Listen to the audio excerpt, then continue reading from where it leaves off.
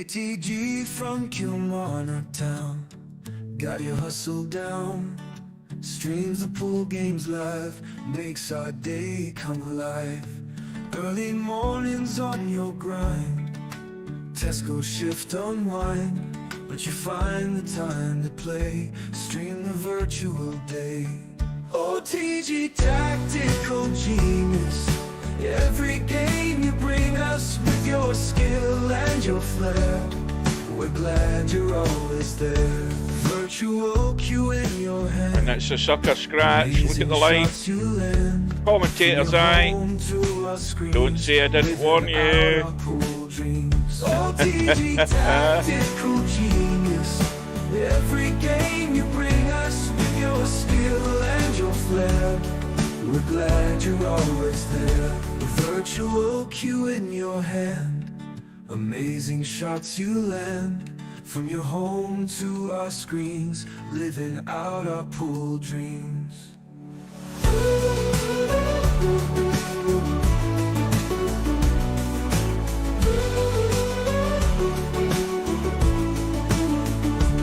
Early riser, work all done, streams the games just for fun. We'll cheer for you every match. TG, you've got the magic touch. OTG tactical genius, every game you bring us with your skill and your flair. We're glad you're always there. OTG tactical genius, every game you bring us with your skill and your flair. We're glad you're always there. This for the 101. Absolutely sensational once again. Virtual cue in your hand, amazing shots you land. From your home to our screens, living out our pool dreams.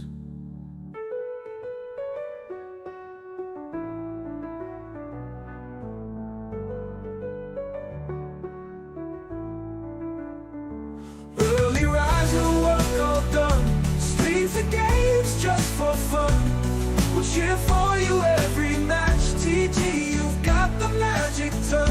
OTG tactical genius, every game you bring us with your skill and your flair. We're glad you're always there. That was fantastic.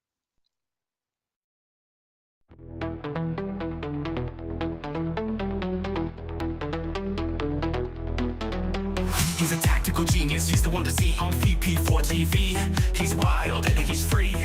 High ball top, number hit you and me. With his cunning moves, he's rocking endlessly.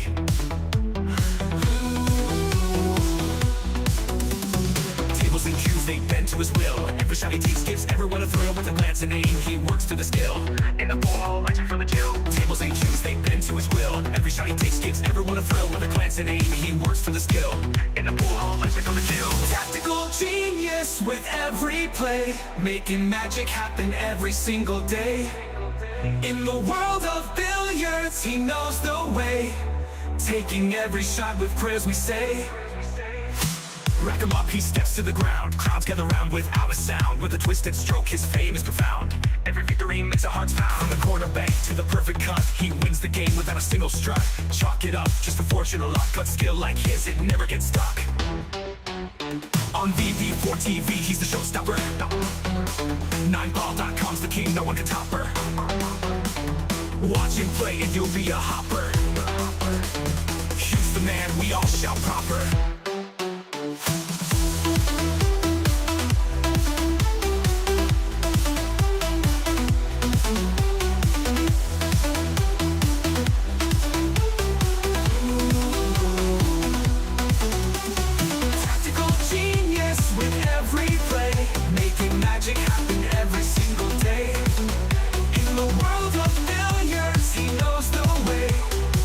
Every shot with prayers we say.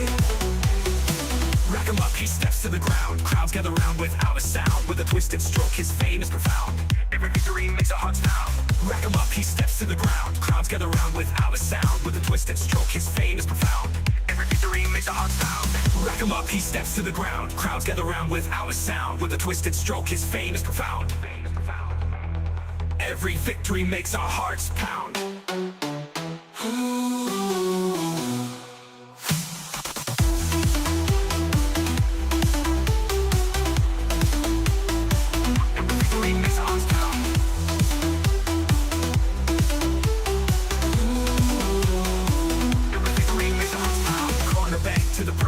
He wins the game without a single strut.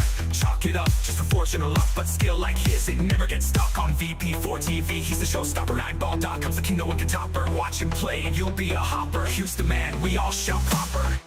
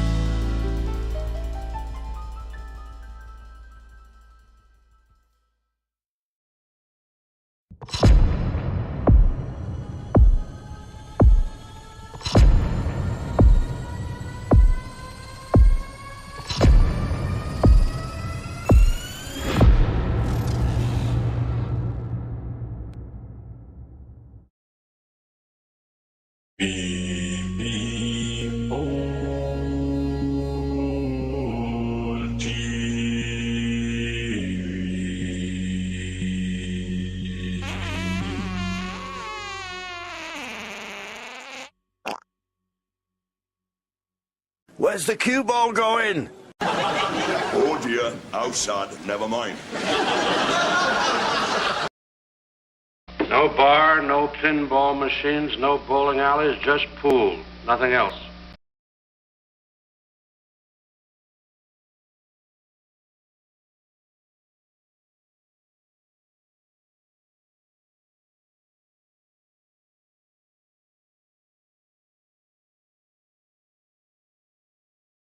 Right, good evening, folks. Welcome back to VP4TV. We have a round 3 match in the 8-ball Virtual World Championships starting in about 5 minutes.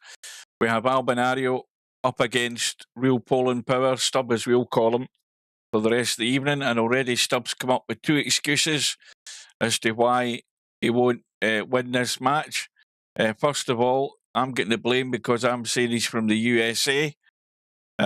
And also he plays shit because he does. I'm not representing him from Poland. That's another excuse. So that's 2 off the bat. We'll see how it goes. Meanwhile, we had a bit of a strange evening yesterday. I wasn't here to see much of it, but Tommy, who got sent to the one-loss side from Spudboy, ended up playing UK Twister, or Phil MW44 as he is there, but I don't know what happened in that match, but Tommy suddenly woke up and he won it 9-zip, which seemed a total transformation from how he ended up losing to Spudboy. But anyway, Spudboy deserved his win by all accounts. And also, before I went to bed, when I left the match, One Pocket Slim was playing Rabbi last night, and I think Slim was up 5-2 or 4-2 when I had to go to bed, and it looks like Slim has fallen over the line last night in that match. Rabbi gave him a run for his money, and Slim won in a final rack decider, so all sorts of things have been happening here. So that's the results there. If we look at the schedule, we have this match coming up, but we also have Coldest Pillow playing his one-loss side match with Tommy later on. Now, I don't know. Well, first of all, the match between Stub and Albie may or may not be done by then. It's 90 minutes later. It starts at 9:30 Greenwich Mean Time. And if Slim isn't around and the Stub Albie match is finished, we'll drop into that one. And then finally we have Cobra against Balls, which is due on Sunday at 4 p.m. in the afternoon. Just give me a second. I assume Steve's maybe going to join us. Hang on. Right, good evening, good afternoon to Steve. Good evening. So Stubbs already come out with all his excuses. Albie isn't here yet, but he should turn up at the last minute. He was here earlier today. Ah, he must have been getting some practice. Yeah. And, right, Coldest Pillow, what happened with your first match? You never showed up. You disappeared for 2 days. So as I said, if Slim isn't around to catch that match, then by the time this one's done, whether it goes ahead or not, we'll be joining that Coldest Pillow match to catch the end of it. Well, I don't think Stubbs paid any attention to what's been going on in the tournament. I don't think his interest is that much in how other people do. He's only interested in how he does himself, but there'd be a few pointers for him to pick up and try and learn to play this game a little bit better, because if he doesn't and he's just going to go blasting, he's going to get picked off, I would imagine. That's a sort of a normal scenario, the way things would go, unless Albinario has an off night, can't break good. Stub capitalises on it and gets through. He's well capable of doing that. Boy, I don't know how Stubbs going to win. I mean, not playing the way he's been playing in these things. I mean, Albin would have to gift him a lot of games, I think. I thought it was for next Saturday. Well, you agreed today you'd have checked the schedule, and then he said he had women issues. Oh dear. We won't go into any further detail in that. Oh, by the way, Steve, is Friday night 9-ball set yet? Larry be. was saying it still wasn't set. I thought I I think- changed it. Well, I think if you are going to set it, I think you should set it single elimination, races to 9, all rounds, including the final, and see how it goes. Just throw it in. I mean, I changed the time. I didn't do anything else. No, but I think Larry said it wasn't on the schedule. Uh-oh. Did I screw that up?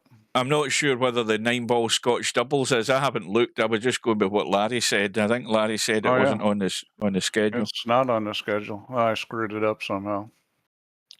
Right?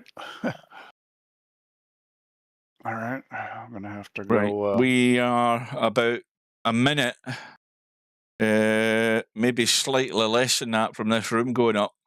And Albinario has arrived, so we have got a match on. We'll have the lag for the break, race to 11, tight pockets, remember. And dry brakes galore as expected. Well, so far, Cold as Pillows, the only one that said hello. Nobody else has. Welcome, everybody. Like, and I hit like, too. Yeah, hit like. Let's see. Maybe I just forgot to advance it. Let's see. Friday. Let's see. It should be at, I believe it should end up being at 2 p.m. my time. Friday night 9-ball. Oh, okay. I see the problem. Well, Albie's in. Look at Albie's rating, 2,600 and... What is it, 22? That's ridiculous. Okay, now it's set.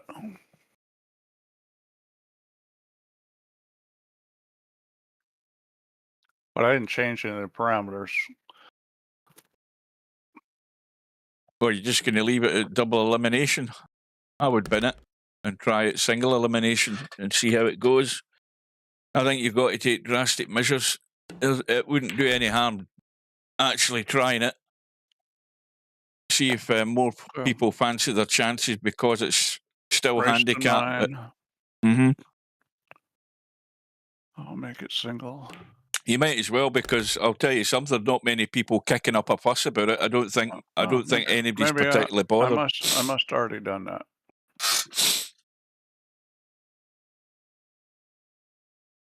I think I already did do that.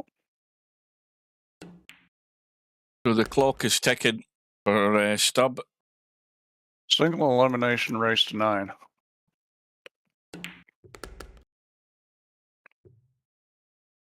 Shot clock. Jump cues on or off. I can't remember. Jump cues were on, I believe. I don't remember. All right, so yeah, this will be interesting. I mean, Albie plays 8-ball the right way, Stubb doesn't, so that's gonna make it tough for him to win. Oh, Stubb will get at least 2. He'll get more than that. I mean, I expect Stubb to get, you know, at least 4 or 5 games. Could be 7 or 8 games. I just don't see how you can get to 11 before.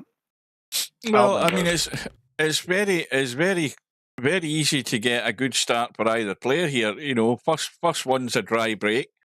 You pinch the first rack, you're breaking second rack, and you manage to break and run that. You're 2-0 up. I mean, it's all possible.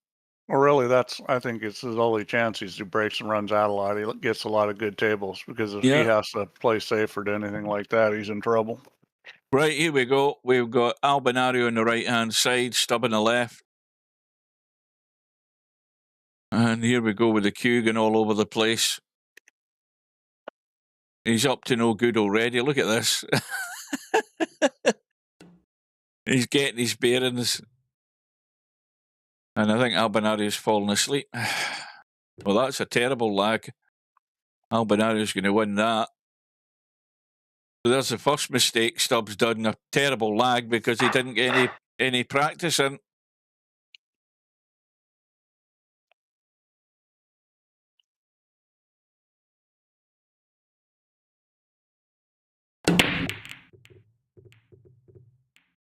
And 8-ball, look at that 8-ball. Oh, now that's asking for trouble. It's ready to get nudged in by mistake. Now this is where Stubbs going to fall into his own trap here, because if he starts banging balls to break balls open here, we know what's going to happen. Yeah, and this rack isn't particularly good. Yeah, this is pretty messed up. Yeah. And this is the kind of rack that isn't good for Stubb because, you know, now you have to make decisions and, you know, you have to play a moving game. You need to play table position. So in this situation, the best thing to do is take the ones you want and then start playing table position. Right. What do you do here, Steve? Do you cut that 13 ball into the rail and hit the side of the 9 so that you can break the 2 away and also pot the 13? Do you get crazy straight off the bat? That's too low risk. That's, I mean, too low percentage Too high risk shot. or too low percentage? So I'm getting a bit crazy at this time of night. I mean, you got the 11-4 tied up. I mean, that's kind of a big problem in a way. You know, the solids down there, you got all these balls around to break that out. I mean, it's just not a good situation. Now the 10 ball goes. It just squeezes past the 6. Thing is, look at where he is in this 15 ball. He's not going to actually start banging into them from here, is he? You just bump that 6 ball on the bottom side, and then you roll up on the 10, and then Albin has to kick. See what I'm saying? You roll up on the 10, and you got the 14 blocking. You know, if you would have just taken that and bumped the 6 and then roll up on the 10. Well, here's something. I want $1 into my PayPal, right, for every safety that Steve calls Stubb to do, and Stubb pays no attention to it. It ain't going to happen. It ain't going to happen. You know, he's just going to go all out to try and run tables all the time. He doesn't know when to duck. He doesn't know his limitations, as Clint would say. This is a very difficult table, not only because the balls are clustered, but you only got 5 pockets. I mean, I wouldn't say that Stubbs at any advantage here at the moment, the way things are tied up. I mean, the 9 and 2 tied up. So this is where you want to play table position.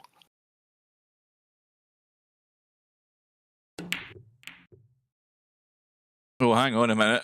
Albie's broke the. I presume that was planned, but he's missed the pot.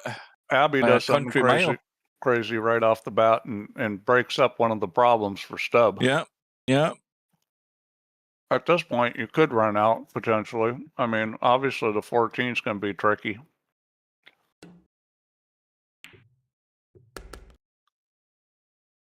Well, he's going to have to take the 10 now. I don't think he can see. Can he see that 12? I can. Yeah. You can obviously see the 9, but you don't really want to play that 9 like that, do you? Because you're hitting the 2. Yeah, this is a tricky shot. Because to get into 14, you got to put left English on this. You can't just hit this center ball.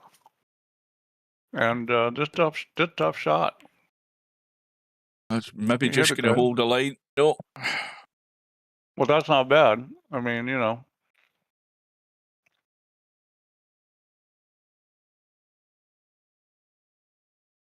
Yeah, you're the only one that's hogging the chat, Coldest Pillar. I don't know what the hell's happened with these other people. They're far too shy. They're not even getting the common decency just to say hello. So we know who they are. Where's Cobra? He may not be here right now. Well, the other problem this side of the world tonight, there's a lot of big football matches on. Oh. And they're all starting right now.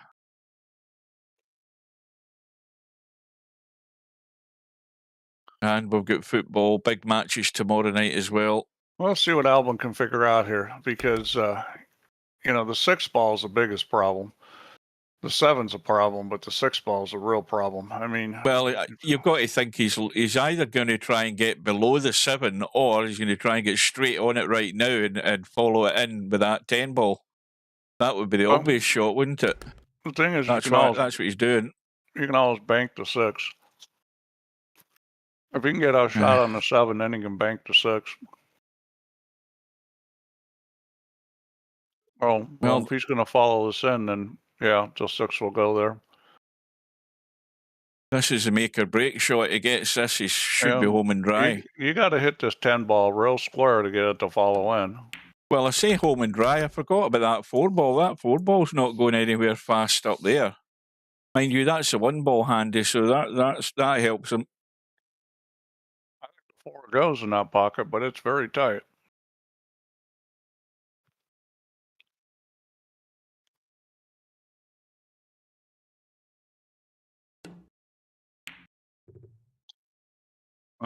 That's the ball. So, yeah. Well, that's two shots that Albie's missed by a fair margin on this table. The 4 does cut down table past the 8 ball, or you can bank it, or the 14. You can either cut it down the rail, or you can bank it. He's going to try to move it, and well, I think that'll work. That does go. He'll just drop onto the rail for the 12. Well, as long as Albie keeps making mistakes like that, Stubbs not going to have to work a great deal to win racks with that outcome. That's 2 mistakes Albie's made first rack. Well, there wasn't any really blast. Uh-oh. Whoa-oh. Oh, dear. That was a little gentle. Well, welcome to Rabbit. Yeah, you'd a good run at it, Rabbit. And that was unlucky against Slim last night. Slim only fell over the line 9-8 last night against Rabbit.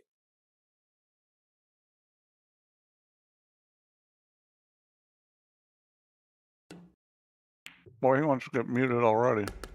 Well, Stubbs blown his chance big time there.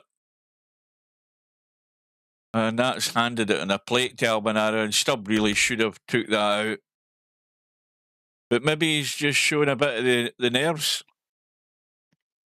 Yeah, I don't know what happened there. I mean, there was no reason to get, touchy-feely with a cue ball there. You didn't have to be that precise or gentle. Well, I'm not sure what happened. Well, Stubbs broken rack number 2. He's got a ball, and again, he's got a table here that's actually pretty inviting. I don't see any major issues if you're looking at the solids, because the solids are all clear to pockets, 4 into the side. There isn't a major problem here. He should be out. Yeah, he's going to take the stripes, and those are okay too. I mean, stripes, I think he'd be good for the solids. Oh, yes, taking the stripes. Well, one thing about the solids that, definitely makes it better is where the 8 ball is, because you get the 6 ball out of there, and then the 8 ball goes in more pockets. But well, he's already got a squeaky bum cut here that he doesn't fancy. I probably would have taken the solids myself, but the stripes aren't bad.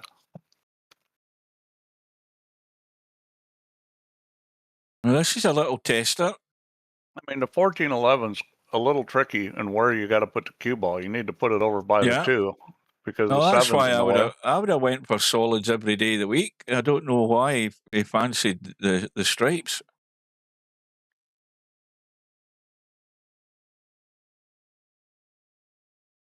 No, he can get on the 1411 right here. He's got a couple different ways of doing it. Again, he's just running. He's sort of got there, but, that's just lucky that he's landed there.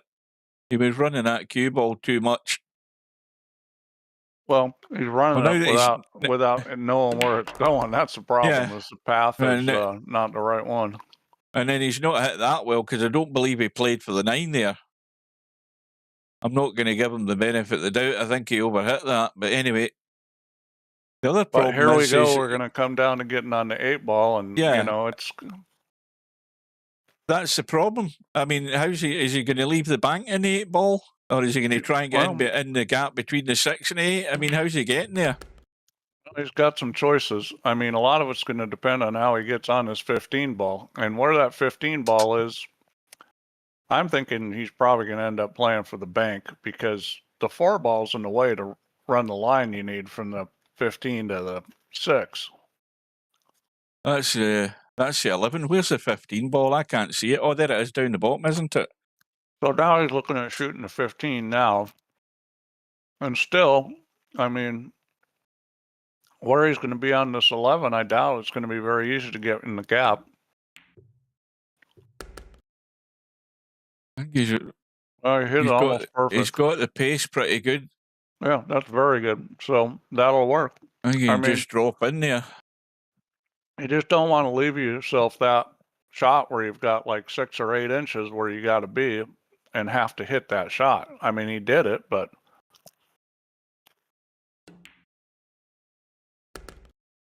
Well, he got into the spot.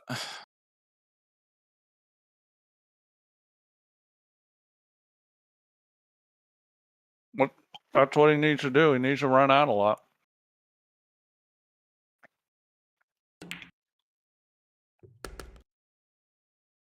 So 1-all, and the break goes back to Albi.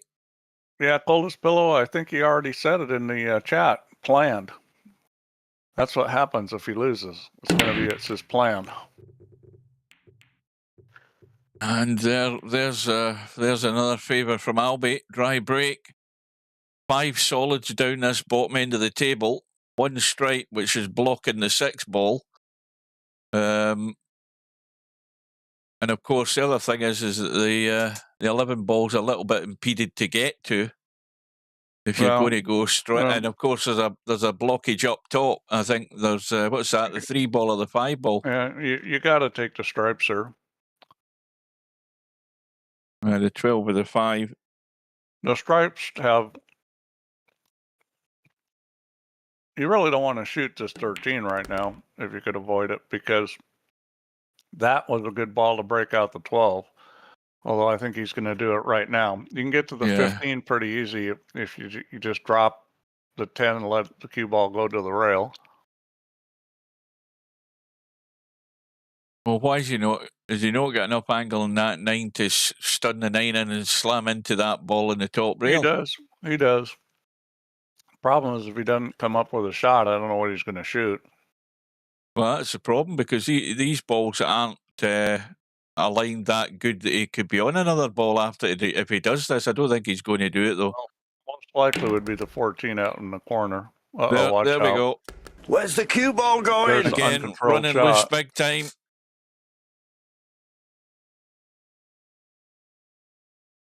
Maybe it'd have been better to slam into the top rail there. This table's still a bit ugly. I'll be on the solids, and he's just trying to get a picture in his head of how he's going to do this. I mean, the obvious thing is that he can get into the rail above the 1 ball and also play the 4 ball once he's done the 1 ball. I mean, that could be part of the plan. Well, he's got to figure out how to get to the 5 ball, and he's doing it right off the bat. He's going straight away, and that's well done. So that was the only real big problems. The 6 and the 5 have been solved. Doesn't mean it's a walk in the park. I mean, it's still, he's going to have to move the cue ball to some spots, but it's doable now. Now, he's going to shoot the 4 and then the 1 probably. Yeah, I think he's okay. Yeah, he'll just leave the cut. Unless he's going to roll through. Yeah. See what this window looks like. He's going to probably dink this. Yep. See, it all looks pretty easy when it's done in a more controlled method. You know, it all looks easy. I mean, the table wasn't 100% easy because Albie had to get that first breakout, which he went for straight away, dealing with the problem immediately if he could. And now everything looks fairly simple. Yeah, well, he's playing good patterns and moving the cue ball well. I mean, the only shot I didn't see coming was going from the 6 and breaking the 5 out. But, you know, I'm used to thinking like being on a real pool table, which that shot in a real pool table would be pretty tough. Obviously, in VP, it's a lot easier.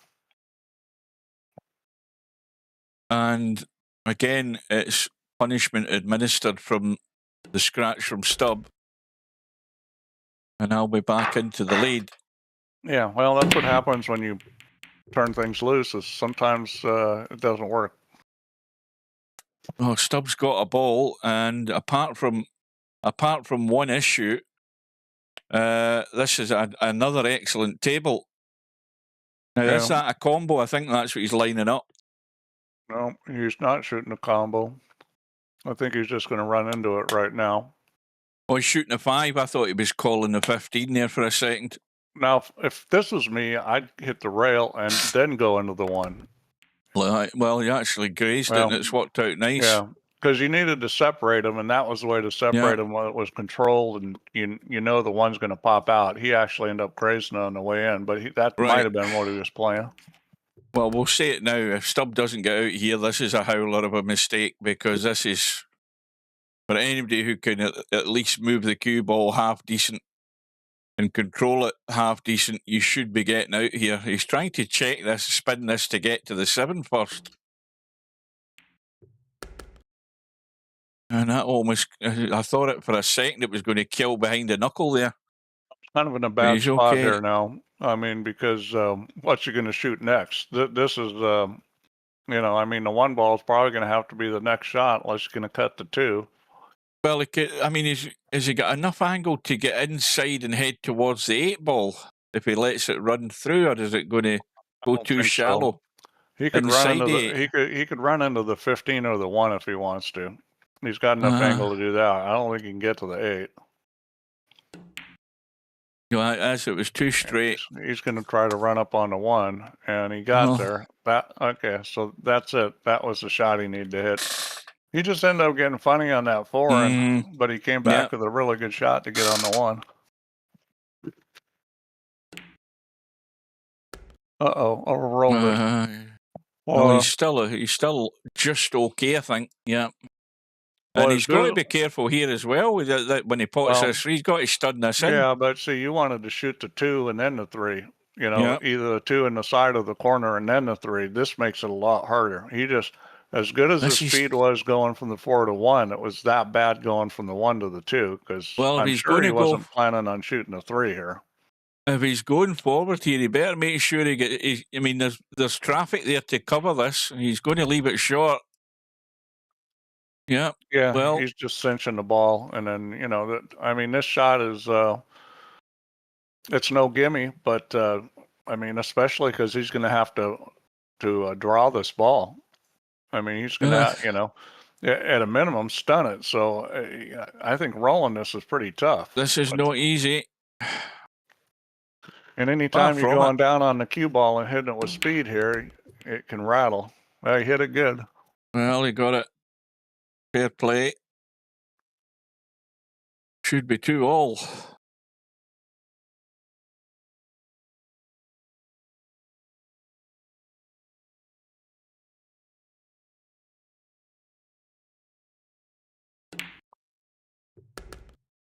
And he's doing what he needs to do.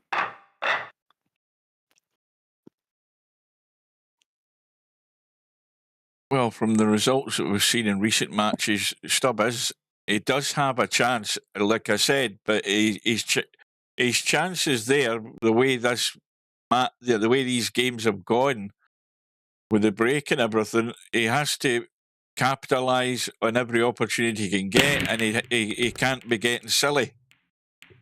You know, he still wants to let that cue ball run in a less controlled manner half the time, but he's let's just say he's got away with it so far. He's had 1 scratch, and he's still in it at 2 apiece.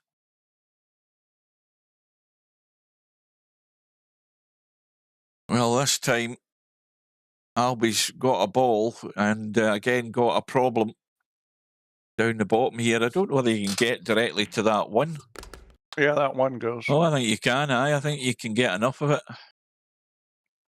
Yeah, I mean, this was just, again, this playing a good pattern and moving the cue ball well. It's a simple table if you do that, and it's a real hard table if you don't. Now, my question to you, Steve, is: you don't want to leave that 5 ball to sort of late on, do you? Oh dear! Look at that. That's the ball. Albie's taking his eye right off the ball there, looking at where the cue ball was going to the 10 ball to get on that too, and he's forgotten to pot the 1. I don't think leaving the 5 ball at the end is the end of the world, but if you get on it funny, it could be tough. Well, he's got this 10 ball to deal with because that doesn't go anywhere except the bank right now. Yeah.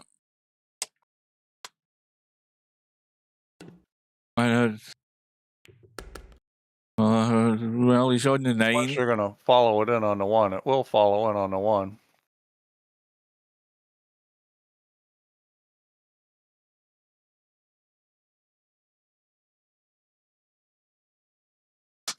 Could be Blastola right now.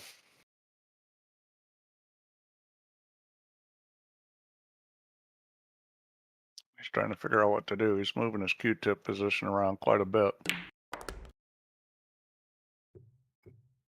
I think he might have been trying to rub that 1 ball there and get it out of the way, but he failed to do it. Yeah. But that was a good idea because at least that was a controlled shot. I don't know if it was his best play, but he didn't do anything crazy, which is, if he's going to stay under control, then this could be a good match. Now, is he trying to blast this? Yeah, he's trying to blast the 15, draw at the rail and spin into the 10. I think that's what he's trying to do. Need a bit of bottom right English, maybe. It depends on the angle he's got. Is it actually on? Yeah, it's worked out. Commentator's eye. Not a bad outcome. And he should be out, shouldn't he? He should 10 be. balls your last ball and 8 ball into the side. Just needs to get into the middle of the table when he cuts this into the side, up and down. And if he finishes near the 8 ball, that should be pretty much decent enough to get out. He's going to leave it short, so he's going to take the 10 ball first, I think. Well, he'll have to. Well, this is just 2 rails. It's just a stun and go couple rails. For the 11 or the 12 here.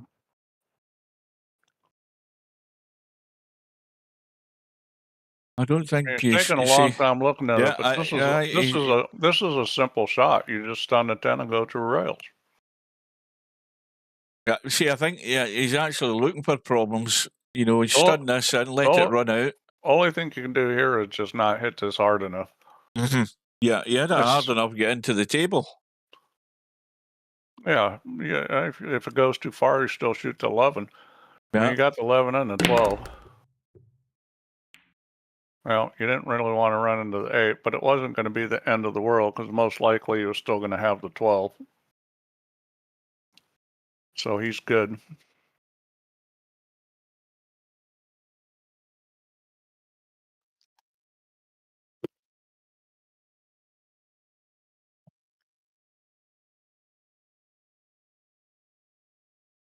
The thing is, you just can't take anything for granted with these pockets. You start hitting something a wee bit too hard and catching a knuckle. Easy enough to hang something here, but you just got to do it right. And you've got to hit this hard enough to get the cue ball out. You don't want to baby this too much. You want to get a decent line in the 8. Yeah, it's just a stun shot and slide it straight out. I mean, the speed is the main thing. The thing about these kind of shots, if you hit a little heavy or a little thin, it does affect where the cue ball goes. Now, what was that? Now, what did I tell you, Steve? What the heck was that? Now, you should have nipped that. You should have nipped that to just dig in and get it coming straight across out off the rail. I mean, that for a player at his level was an numpty shot. It was just a stun shot. That's all he needed. Yeah. you know, and well, the thing is, he's let it run loose and it's gone forward behind the 6. If you just nip it a wee bit more, you're coming squarer into the table and you're nowhere near the 6 ball. Well, that was kind of a mystery shot. I think what happened is he must have let up on it and you know, let the cue ball turn over. Yeah, but that was he not didn't go through expected. with a stroke. He didn't stroke it because he's a wee bit nervous of these pockets. Well, he's looking to jump this.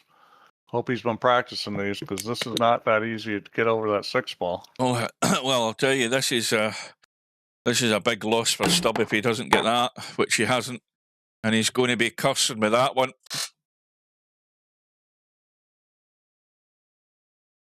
Yeah, that was an unforced error there. Oh, that was a bad one. That was poor. Oh, he's in his other profile. Oh dear. Well, he's bound to be annoyed at that. But again, it's the most painful thing about this game is self-inflicted damage more than anything else. If a guy runs out on you and he plays well, there's nothing you can do about it. But if you start doing stupid stuff, like he ended up doing there, it's even more humiliating. So that's one that's got away, and a big 2-rack swing there for Stubb.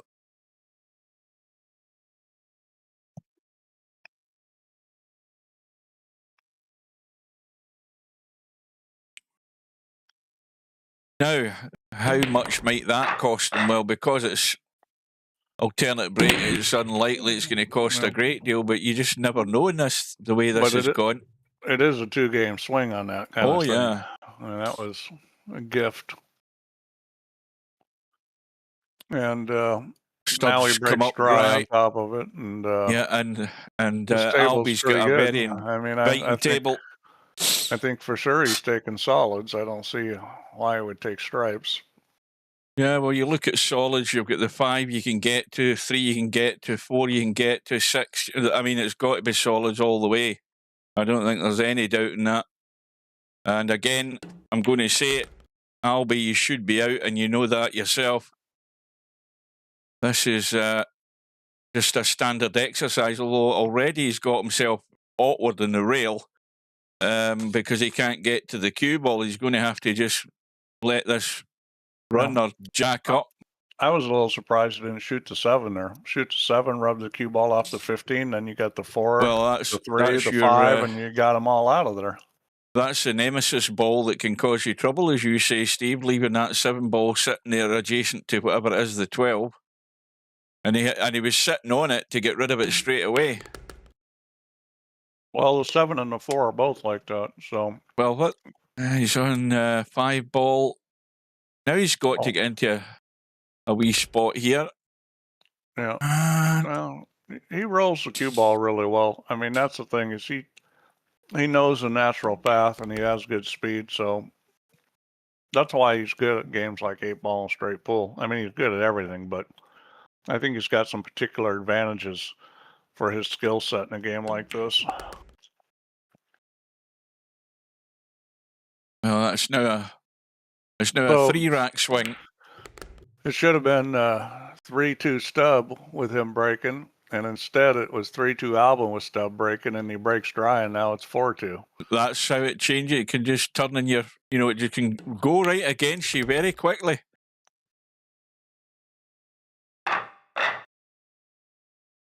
And to top all that, Albie's breaking next, and if he gets lucky here and gets a good roll, Robbie says 11-5 Albie. I think it's going to be closer than that. Well, Albie's just done Stubb a favour, but now Stubb's under pressure because he's got a table that can be worked out. And again, solids look the favourite to me, apart from the 5 ball's not really an issue, even though it's blocked into the side. But it's got to be solids all the way for me, apart from the fact that the 8 ball's just a wee bit fiddly. Because of these garden stripes. I think I'd take the stripes just because of the fact that there's 3 stripes near the 8 ball. And one of them is an issue. I mean, if you left the stripes there, how are you going to get a shot on the 8 ball? It cuts in the corner, let's look at the stripes. So if he takes the 11, I'm maybe coming round to your way of thinking, Steve. Get 11 into the side.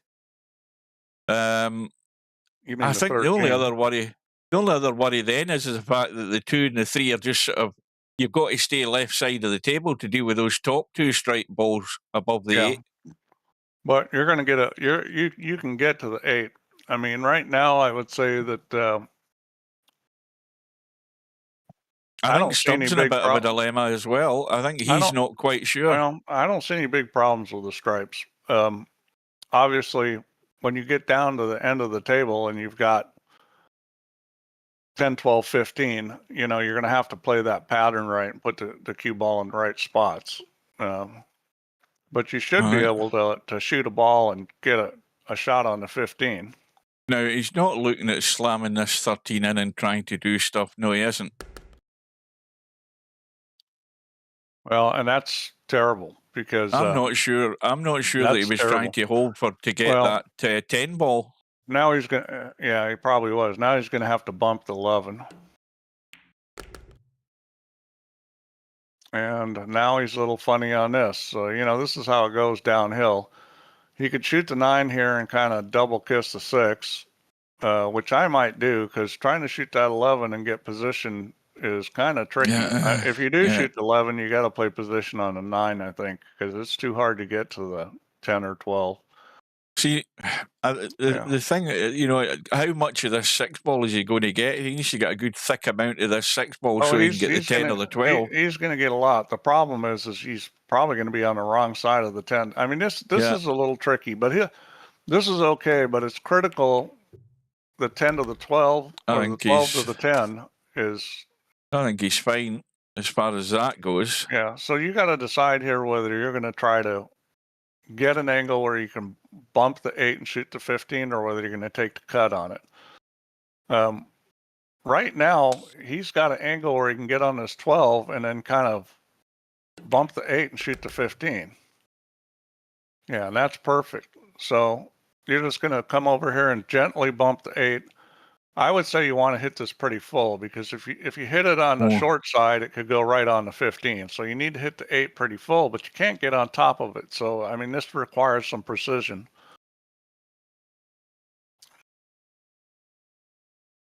Whereas Q-tip now doesn't look right. Yeah, see, that was the wrong play. That was terrible. Well, he's trying to run. He's trying to run into 15. Yeah. And what he wanted to do there is run into the 8. Yeah. Again, that is a big, big mistake from Stubb.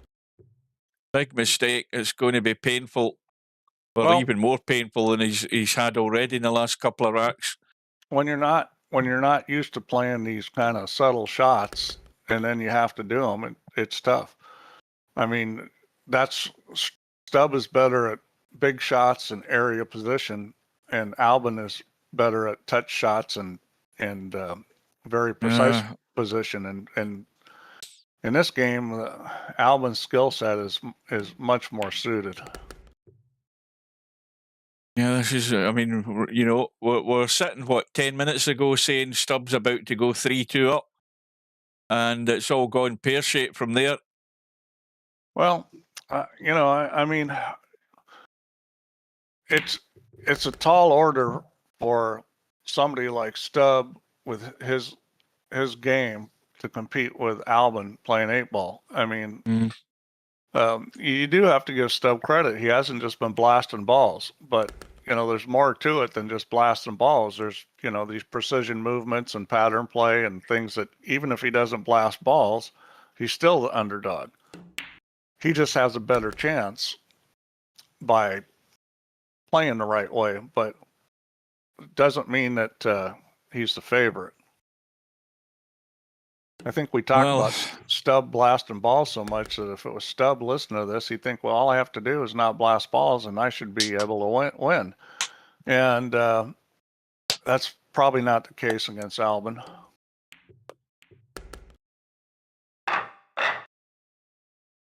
So, 5-2 lead. It's not an impossibility because we've seen this happen in this tournament on a couple of occasions. Now, that was weird. That was kind of a soft break. Maybe he's been practicing a soft break. He broke head on and hit it pretty soft. Soft and dry, though, again. Well, this is going to need a wee bit more work. I think Albie's going to be doing the breakout right now here Yeah, with I this mean, 11 ball.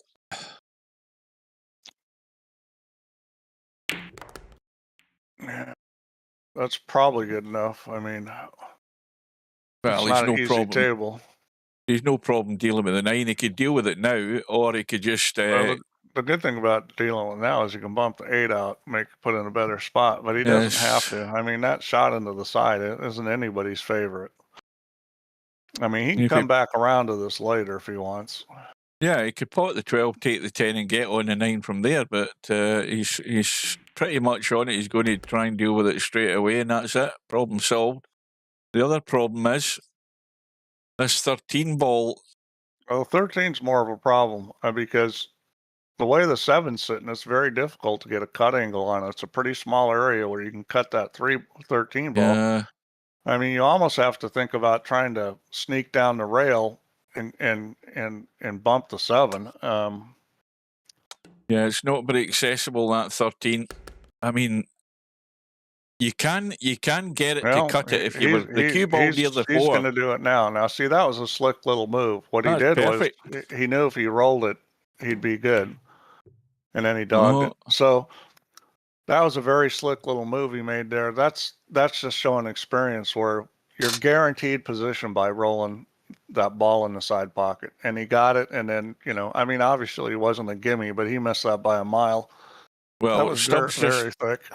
Stubbs just did a quick look at the combo there. He can see that the 7 and the 5 are dead set, so he's going to leave them till he tidies everything else up. I think. He's going to shoot that right now. You think why so? Why would you not? Well, he's on it. Well, why wouldn't you deal with the 1 and the 6 right now? You've got a good angle on the 1 to get onto the 6. Because those are easy. I'd shoot the combo right now while I had an angle I like because combos are you get funny on combos and they're tough. I would shoot the combo myself. I'm not saying that it won't work the other way. I'm just saying what I do because I think he's thinking about that. I don't like combos. Yeah, he's going to play the combo, and this is like guaranteed position on something. I mean, you got to decide what you want to do with the cue ball. He decides to come out, which I think was a smart move because it guaranteed him a shot on the 1 ball. Oh, 7 still goes clean. There's no issue there. Yeah, I mean, this is all well, good. He should be out, shouldn't he? He should. He should be out. But, we've seen both these guys miss balls. These tighter pockets, guys are going to miss some balls.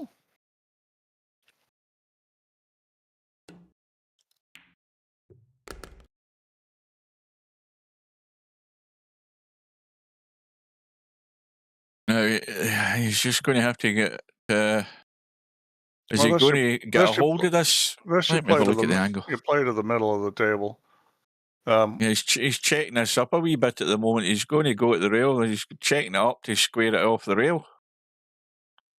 At least that's what it looks like to me. I think to avoid the 12 ball or the 10 ball, whatever stripe that is there. Yeah, I like going 4-3-7, but we'll see what he decides to do. Leave yourself some angle on the 3 and then come straight back up table for the 7. He's looking at the 7 now. And this is a funny angle. I don't know why you shoot the 7. I don't like that.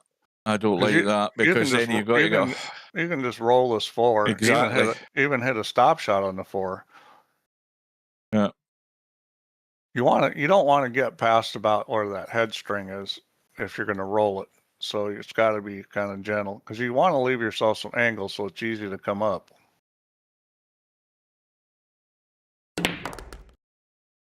I'm not sure what he was doing there. I think he just wanted to have a little less cut, which is fine. Now, again, you can't underhit this. You've got to let the cue ball roll here. This is just up to the middle of the table. You got to let it. You don't leave anything like this short and then start giving yourself beads of sweat coming up on you just for the sake of not getting too square in this 7 ball. You got to get up high. That'll do it.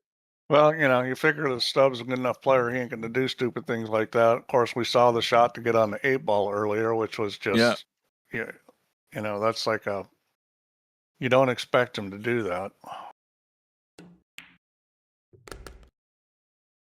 Well, the break goes back to Albinario. But I But, think in this situation, in this match, Stubb can't afford to make those kind of mistakes if No. he's going to win. And Stubb's still needing a little bit of assistance to get right back in it. And it might come. It's a question of whether he's ready to pounce and take advantage of it. Albie's got a ball. Ball down, and looks like a pretty good table.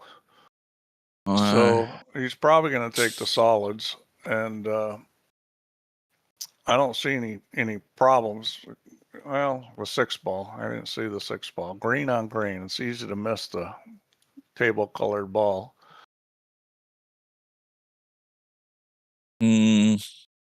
Yeah, he's thinking.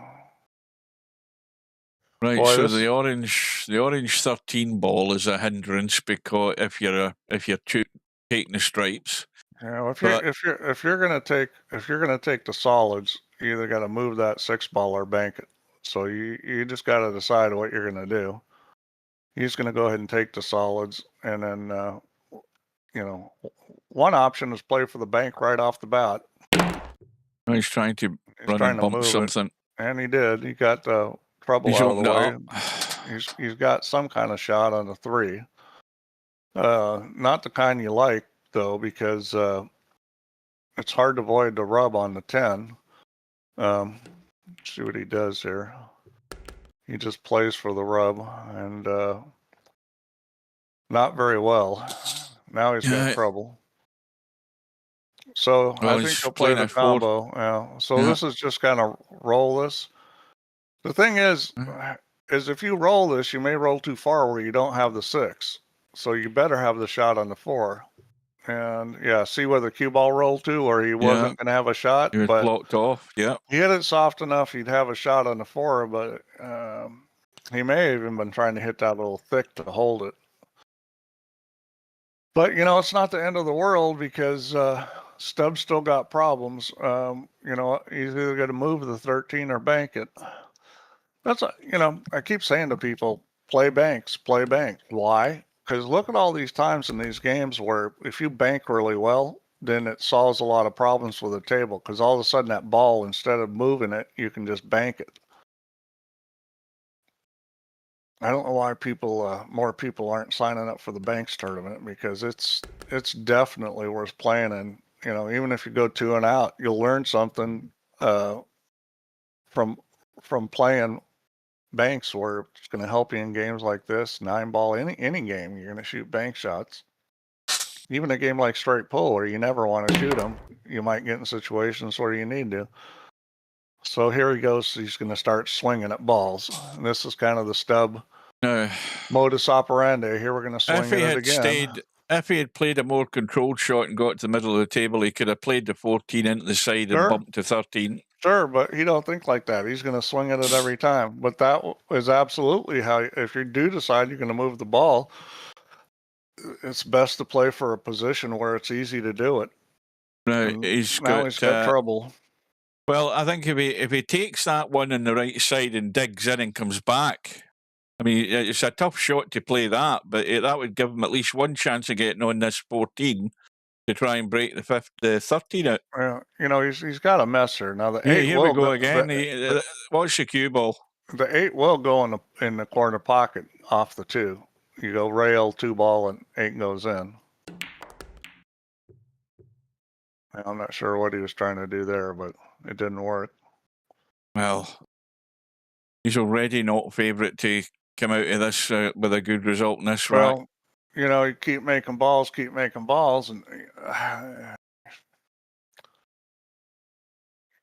I mean, this is the critical shot. Not only does he have to pot the 10, he has to get good shape in this 12 to be able to do something.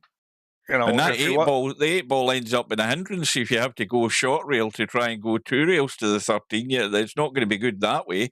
Yeah, well, I mean, if you weren't going to play for something like the 14 to break out the 13, another thing is you play for the bank on the 13. I mean, it's not that hard a shot.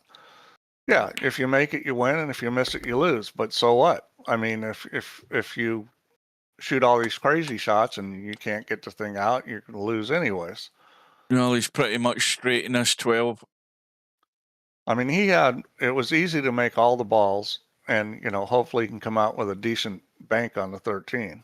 Yeah, he's just going to have to take his medicine and leave the cue ball near the pocket, probably. Just roll it forward and then bank the Yeah. 13 in the side. And, you know, if you want to move the 8, you can on that. You don't have to, but I think the angle he's going to have is going to be conducive to it. It's going to be harder to avoid the 8 and get on. I don't know what the hell I don't know what he's looking at. To me, it's a straight choice. This is simple. You just roll up and shoot the bank shot. You got to roll it like at least a foot past the 12. And then you're going to bank the 13. The longer he does this, the more worried I get that he's going to try and do something stupid with no angle virtually in this 12 ball. Yeah, he is. I mean, this is... Oh, he just stopped it. So I would have let it roll forward at least a foot because it makes the bank easier. Well, he's going to try to bank it in the corner instead of the side. That's why he did that. Well, I would have thought he was going to try and play it in the side. I mean, this is okay, though, because it's a natural path. He's got to avoid the 7, but it's a natural path to get a good shot on the 8 ball. The 8 ball shot isn't hard if you get on it good, but if you get funny on it, then all of a sudden it gets really hard. All or nothing. This is just, you know, you got to dig in a little because you got to get it past the 7 ball. But you don't want to try to break the 8 out here. The 8 ball goes.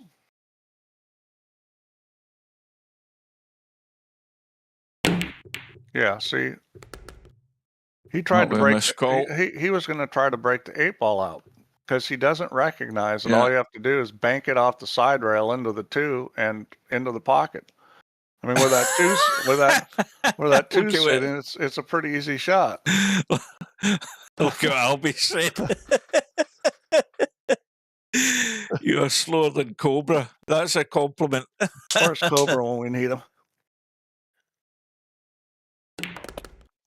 Well, that's another sore one for Stubb. Well, I mean, you know, the thing is he didn't recognize the 8 went. Oh boy, look at that. Well, there's a brain fart. Well, there's a good one. If ever you want a gift handed to you in a plate like that, there's Albinario trying to stun the 6 in, and look what happens. You stun them and catch the knuckles. So now all of a sudden it's 5-4. Well, that's maybe Albinario broke his own focus there by taking the time out to type that in the chat. And it's another soft break by you know, I don't know why he's soft breaking. I mean, soft break is good. And he's still dry. well, here's the thing, is if you soft break, it leaves tougher tables. And that's typically going to favor the guy that's better at strategy.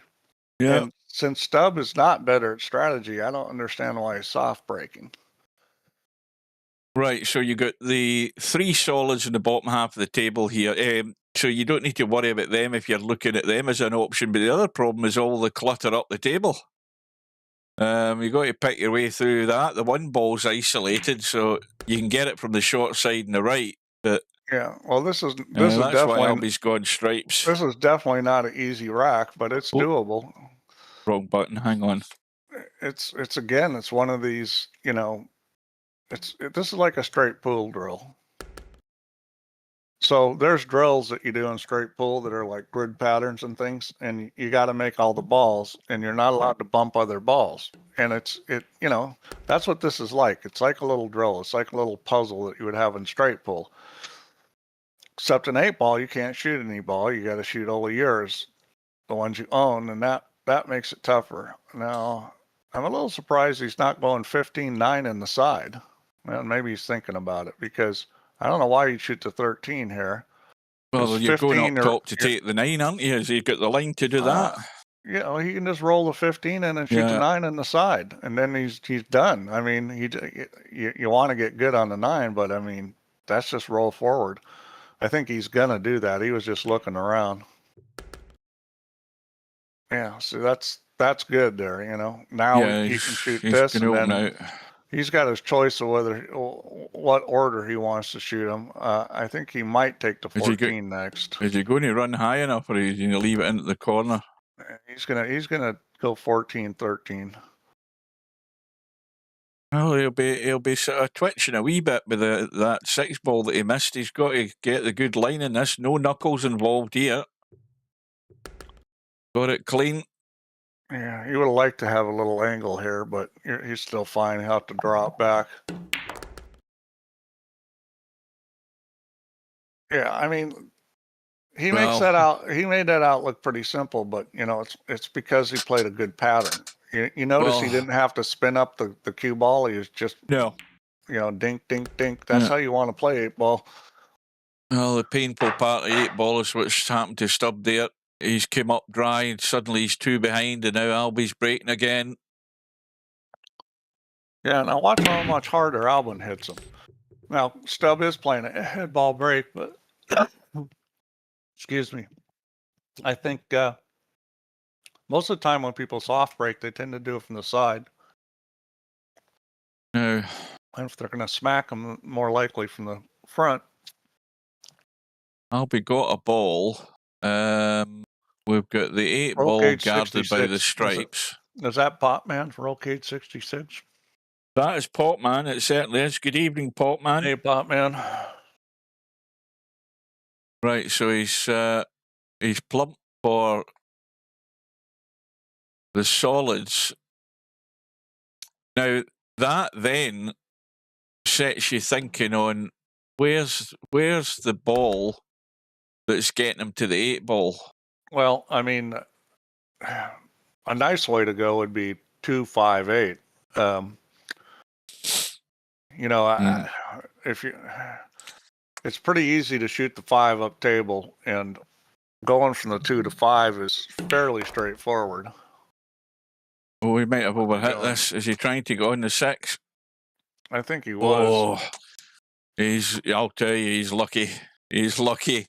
I thought that was running into the back of the 8 there. He's going to go forward here, which I like. It's a little straight, but you got enough to cheat the pocket to get there. And now he's thinking, oh my goodness, these kind of shots can be a little scary. Now he's thinking, I'm going back. Yeah, so he's going to play the 7, and he doesn't really, he's really not in a very good spot on the 7 because he needs to get to the 2. And yeah, this is. Well, he's going to have to dig in, isn't he, to make sure he misses the 9 ball. He doesn't get blocked. In fact, he's not even risking that. He's just making sure he leaves a gap. Oh, boy, that was tight, but he's got it. So now this is all speed. You're going to roll this and go to the end rail, and it's just kind of drift over. Now, the tendency on this shot is to get scared and hit it too easy. Come up way short. You can be a little short, but you don't want to be way short. And that's pretty good. Yeah. That's good. You see can how hard he had to hit? He had to hit that pretty hard just to get it to there. You just got to get a wee bit of grip into this. Unless he's quite happy that it's square enough, that'll do it. Yeah, that's a good out there. Obviously, the angle was a wee bit better than I thought it was there, so he's fine. But again, you know, Albie takes full advantage on his break. That's a break and run out, isn't it? But, you know, the reason why Albie's like you are slower than Cobra, the reason why Stubb is playing slow is because he's not used to this kind of pattern play. This is not his forte. You know, Albin That's exactly right. Yeah. Albin plays fast because he looks at the balls and he knows what to do because he's used to playing this kind of patterns. Welcome to Paul. Pool's always tough if you have to think a lot. Oh, Paul's here. Hey, Paul. Well, Stubbs broke. He's got a ball, and straight away he's into the solids. And, you know, again, it wasn't a real hard break. And, you know, this table, you should be out. I mean, there's really no problems on it. No balls are difficult. He'll probably bump the 7 here. He doesn't have to, but he probably will. Yeah. I like playing that nice and controlled.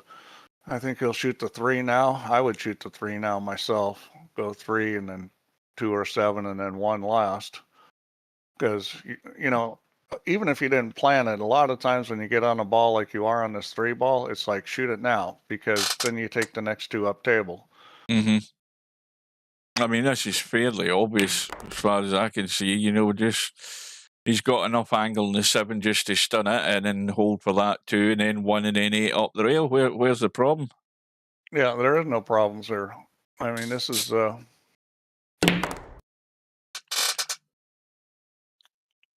but you know, I mean, you still have to run them out, even if it's an easy rack. So Stubbs played a good pattern on this one, and he's getting rewarded. I mean, it wasn't a difficult pattern to figure out, but still, I mean, we've seen plenty of guys play balls in the wrong orders on tables like this, and he didn't do that. He picked a good pattern.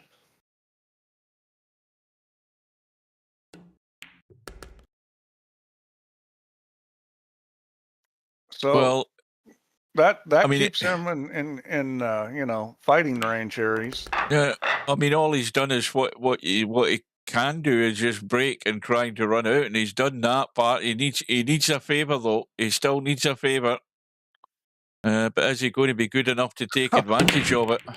Paul said he's listening to the stream. Well, I don't know. You know, I mean, he might not. But I will say that Stubb is playing a much more controlled game. Hasn't been 100%, but he seems to be trying to play in a more controlled manner, which is good. Well, Like I said it earlier, you know, even if Stubb plays more controlled, his skill set isn't really tuned for this type of game. Well, I'll tell you the other bad news, Steve. Albie's not going to be doing him any favours in this rack because this table is just inviting to be run out. I mean, you know, the 11 ball's an issue. Oh, well, he's on solid, so I guess He's it on isn't solids. an issue. Never mind. But no, I mean, there's no way he can make a mess of this, the commentator says with confidence. Yeah. Well, you know, you look what he's doing. Most of the shots he's rolling or he's stunning, you know. Like if you're just shooting stun shots and roll shots and, you know. I mean, that's how it should be most of the time, isn't it? I mean, like you say in straight pool, it's just little dinks here and there just to pick your way through the pattern. Well, and that's you're not making your life easy. If you're rolling the cue ball or stunning it, it's hard to make a mistake with the cue ball. I mean, given you know where it's going, and Albin does.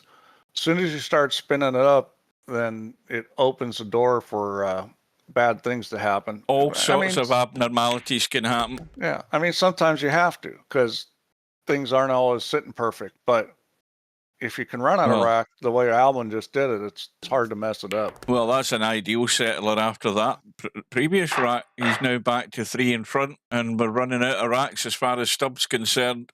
He's going to have to get a bit of a help, but nothing given there from Albie. And would you believe it, Stubbs come up dry again, I think. Absolutely nothing. And again, this table, I'm afraid. Well, but he hit that one harder. You know, I think he's gotten tired of the soft breaks. He hit it harder, and he still came up dry. It's, I don't think it's maybe quite as straightforward as the previous one, but you know, Albie's the player that will find his way out. Breaking's He's looking at stripes. Breaking's like voodoo, man. I mean, I'm sitting there struggling to make a ball, and on Saturday, and Tommy Kennedy is making the 1 ball in the side pocket every single time. Every single break, he's making a 1 ball in the side pocket. And we're not playing with a 9 ball on the spot. We're playing on a 1 ball on the spot. So that's, you know, it's not like what they're doing in WNT. It's not necessarily that easy to make it every single time. So, and you know. You're scratching your head wondering how. When a guy's breaking that good, it's hard to win, you know, and really in this match, Stubbs played pretty good. I mean, Albin's missed some balls and made some mistakes, but the break's killing Stubb right now. The break's a killer for Stubb. Yeah, he's not getting any joy. Yeah. So this is a have to perform shot here. This is kind of that you don't want. He's got to be careful with the 1 ball. Yeah, he hits a good right in the throat. Center pocket. Beautiful center shot. Pocket. So the rest of this should be pretty easy. I would be going 11, 9, 13, 10. I mean, that's the pattern. It's hard to mess that up.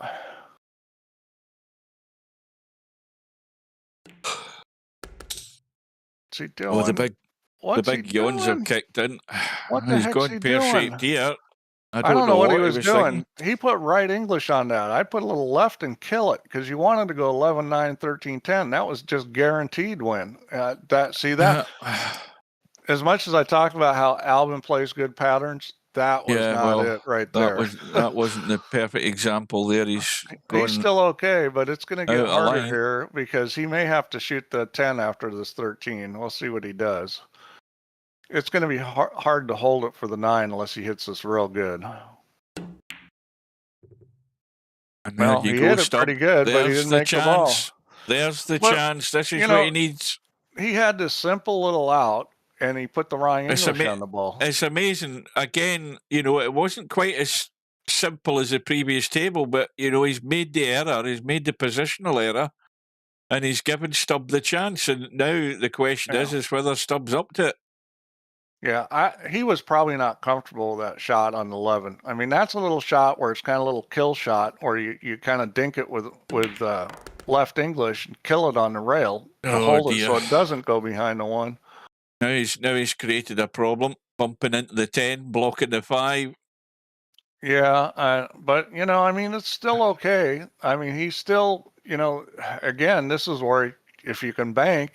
I mean, no, I don't. You figure out how to get yourself a good shot on that 5 ball and bank it in. Do you honestly believe he's going to be trying that, Steve? Because he's looking immediately at a way that he can bang at something here, and that's got him right pear-shaped. I mean, there's nothing wrong with trying to move it, especially when you got a bunch of balls on the table.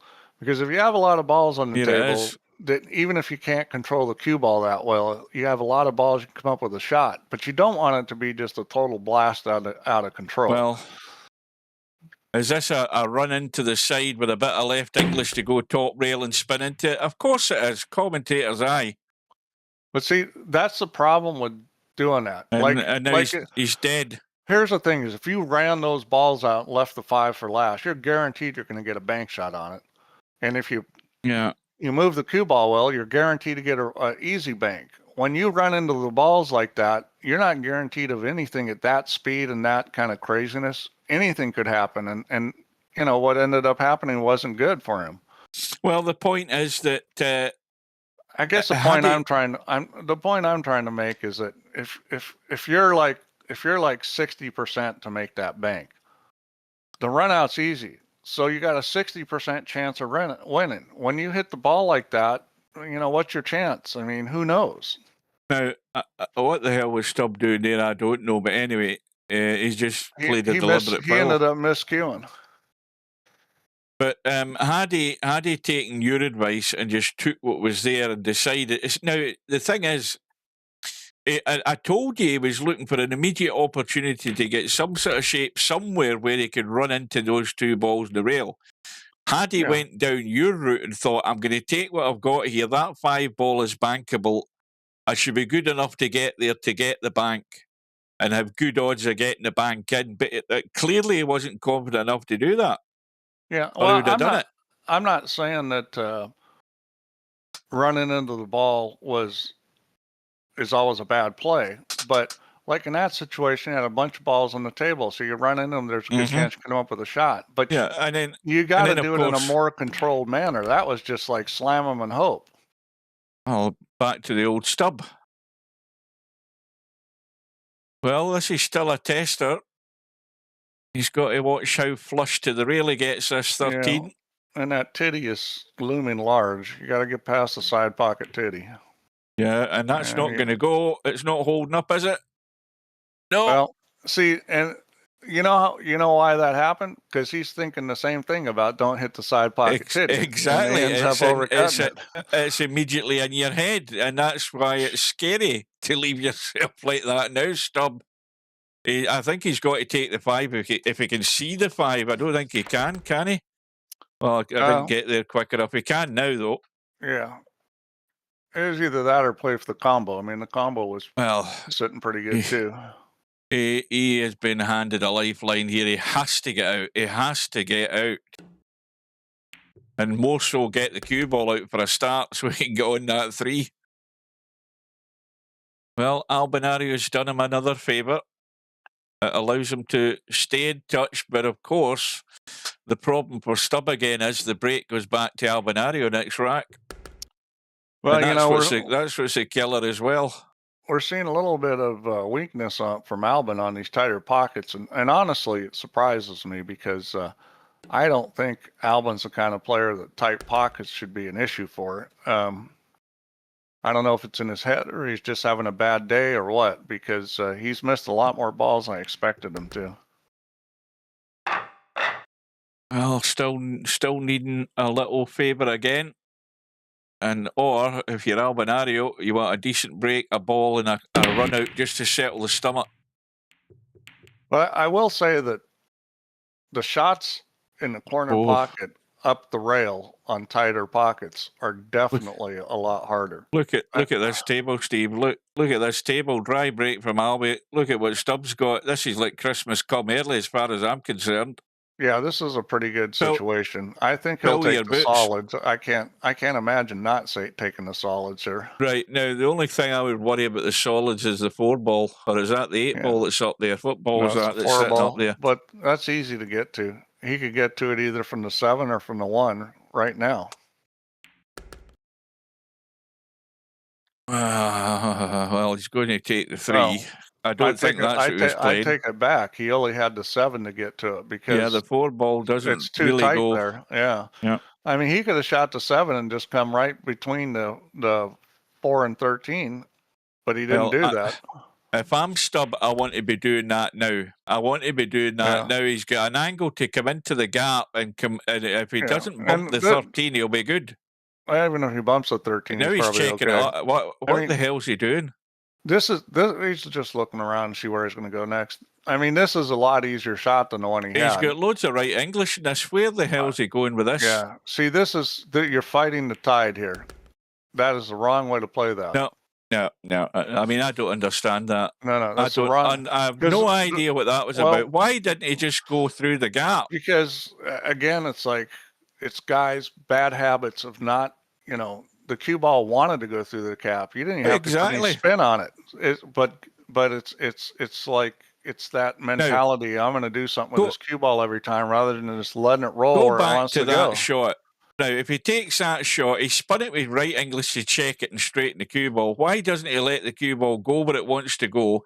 Now, if he doesn't get good on the 4, he's got a bailout in the 2. Yeah. So he's still got a way of getting up the table. If I shot that shot 100 times on that 7, I'd probably be on that 4-ball 99. Well, it was an easy shot. You have to let in that situation with the 4-ball where it is, and the 4-ball's a problem, you have to let the cue ball do what it wants to do. Yeah. Now this kind of shot's tricky because here's what the problem is. Yeah, can you get in the gap? Yeah, but then the cue ball is probably going away from the 5. Well, so you almost have to draw it back and play for the 5 on this ball. Because if you play for the 4, it's going to be tough. I'm going back to what I said at the start of this rack. The 4 balls, how do you get to the 4-ball? Well, Stubb had a way of getting there, totally refused it, and now he's going to struggle to get out. You got to play for the 5-ball here. You have to draw back for the 5. Drawing for the 4 is a sucker play. Oh, good evening to Tommy.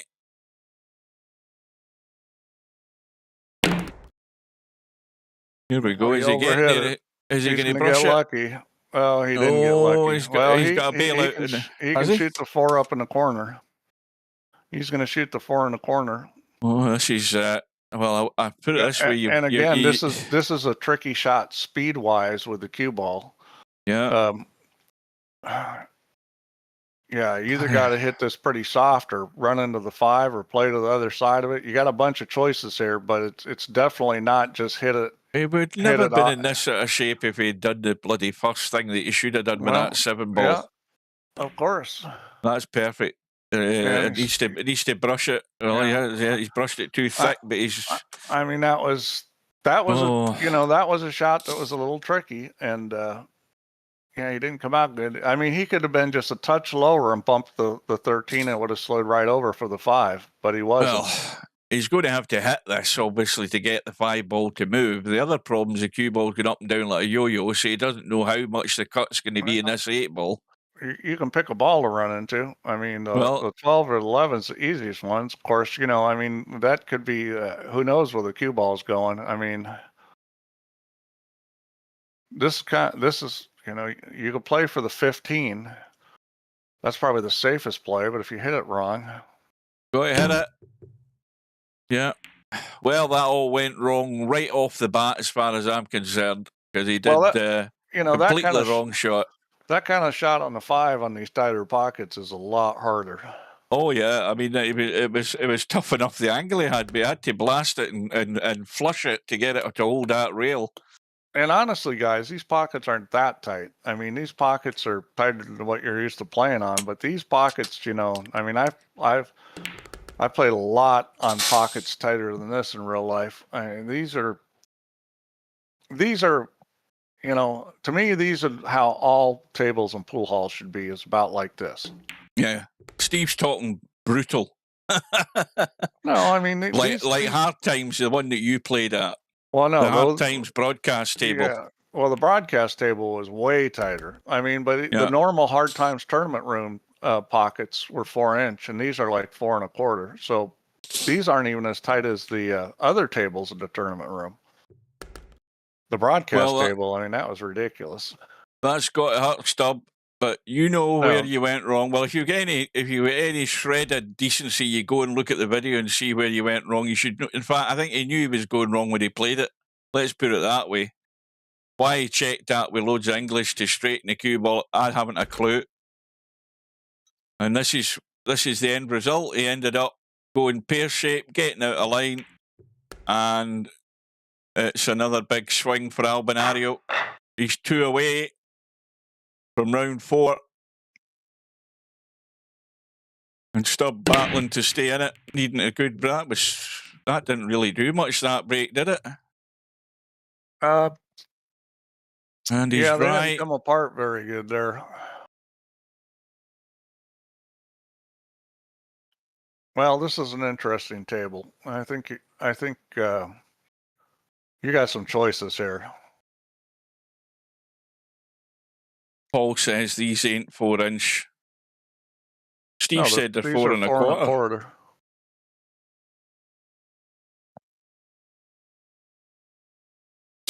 But I wouldn't say even for 4 1/4, this table plays tremendously tough. I mean, I've played on 4 1/4-inch pockets, played a lot tougher than these.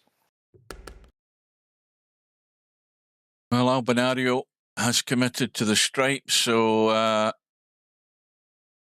well, was that a case of that was the only choice he had? Because obviously, having chosen the stripes, he's got 2 blockers in these corner pockets. Or does that 15 squeeze in past the 6? Just getting off the jaw, yeah, it does. Trying to get to the 11, which he's pretty much done.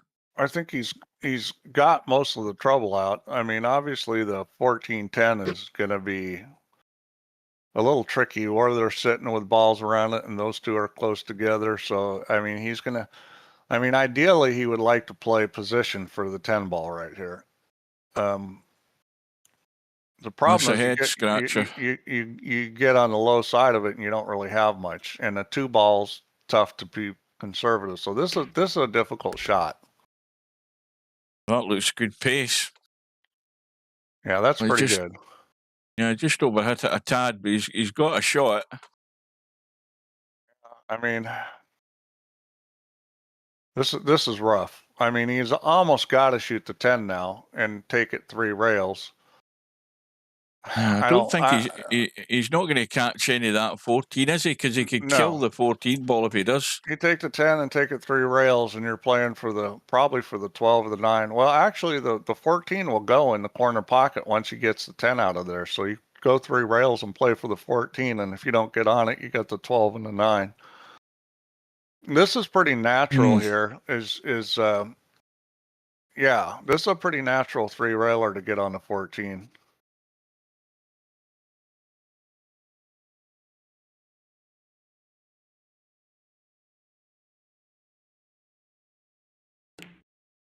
Now, he didn't do that.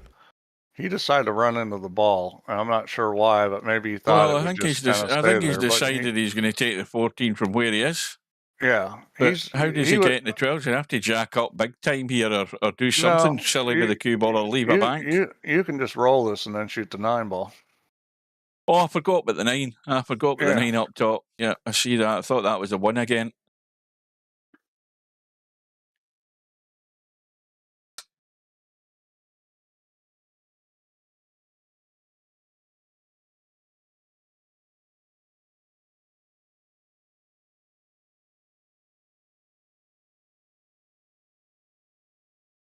Albie's taking his time, making sure he's lined up and set. Now, this is a tricky one. Well, you know, I mean, Now, trying to play this in the side pocket's tough. well, you can go 3 rails here, but there's a lot of traffic in the way, isn't there? You Well, can spin this up and let it You run. can play for the bank. You know, bumping the 2 isn't bad as long as you don't bump it and block I'm thinking the if you bank check line. this, I think the 2 might be in the way. He could bank it right now if he wants, but I mean, you could play for that position to bank it.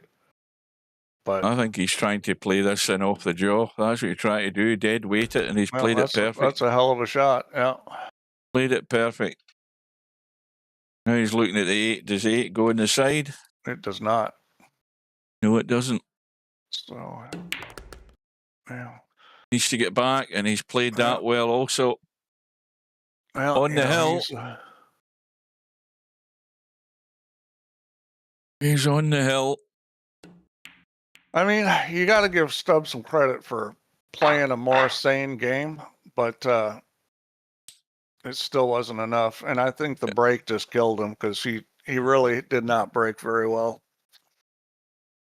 Well, he obviously had some idea of trying a softer break, or he wouldn't have been doing it for 3 or 4 racks. Well, you better hope you can play solids because that 14 ball's in a bad spot. Of course, look at the 9 and 6. So Albie's got a ball. So this is tricky. I will say this about the 14. You get down anywhere close to that end rail, that's a really easy bank. So I wouldn't be afraid to take stripes there because the 14 is very bankable. And well, the 9 ball goes, I think. So yeah, when you look at those 2 stripes on the right hand side, you've got an easy route to get to that 14 for the bank. The biggest You're problem always with going to be there. is going to be the 12 ball because that is not in a very good spot. You're going to have to move the 12. I mean, you can't bank it really. You can, but it's not an easy bank in the pocket. Well, that's obviously put Albinario off because he's decided he wants the solids instead. And you know, the thing about the solids is you can use the 1 ball to move the 2 and the 6, and I think that's what he'll do here. He'll play, and this well, what's he doing that for? Trying it now, double kiss, no joy. I don't understand why he didn't just play the shot to get on the 1, or he could just. But would you believe it? Look where he's landed on the 1. Look where he's landed in the 1. Oh, he hasn't ginned it too much. That's 2 goes he's had. He might have felt like the angle wasn't that good to get the speed, although obviously there he underestimated it. That's 2 attempts, and he hasn't improved the situation. Yeah, well, he's not getting out here. Now let's see where that 12's sitting in relationship to the 6-9. Yeah, no good. Are we going for the old heave-ho draw here, the big juicing up draw in the 7? I think so. Yeah, I think so. I mean, at this point, the angle's not good though. At this point, you know, the problem when you get to this stage is. Oh no. He's just trying to leave the playing table position, and he didn't do a good job of it. He needed to get that pocket blocked, and he did not. Yeah, but he's left nothing on for Stubb.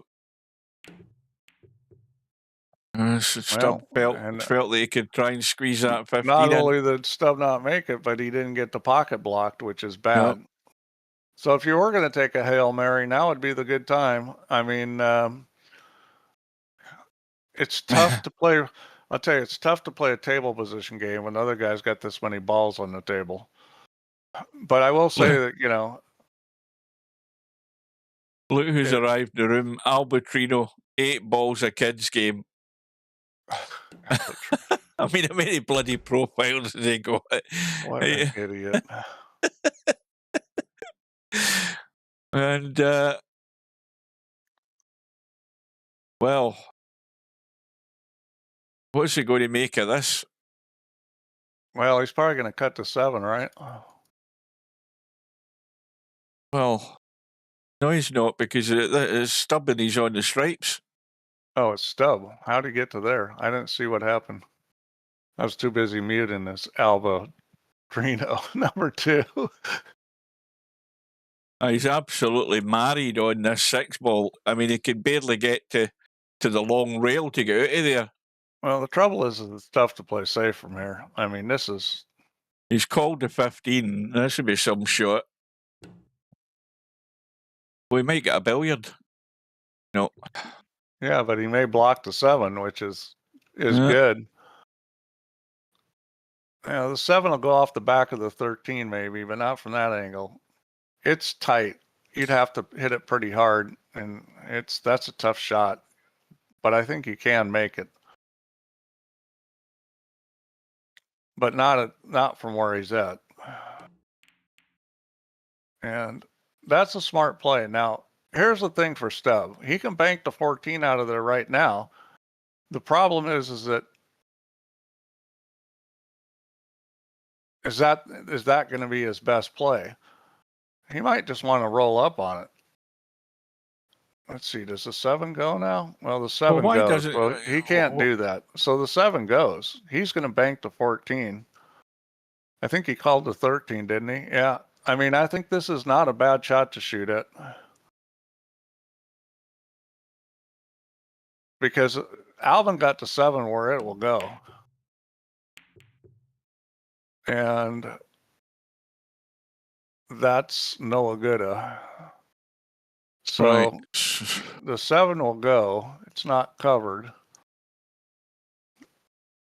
Now, is Albie going to back cut that 6-ball? I don't know. I mean, I would think remember so. Remember those little dink shots I told you about? This might not be a bad time for one of them if you understand how to do it. Although I think it's going to be hard even to get cover because of the 10 ball. I've got a feeling Albie's going for the jugular here. He's going to get this done. He's going to get this done. He can play the 2. He can get up the table for the 7. He can cut the 8. This game's over. He can cut the 5-ball down the rail once the 2 balls out the way and 8 balls over the pocket. Game, set, and match. This is the shot right here. If he makes this ball, he's going to win. He's going to shoot the 2 ball and he's going to go 3 rails. It's time for Arnold. Hasta la vista, baby. Yeah, I mean, if he makes this ball, he's going to win the game.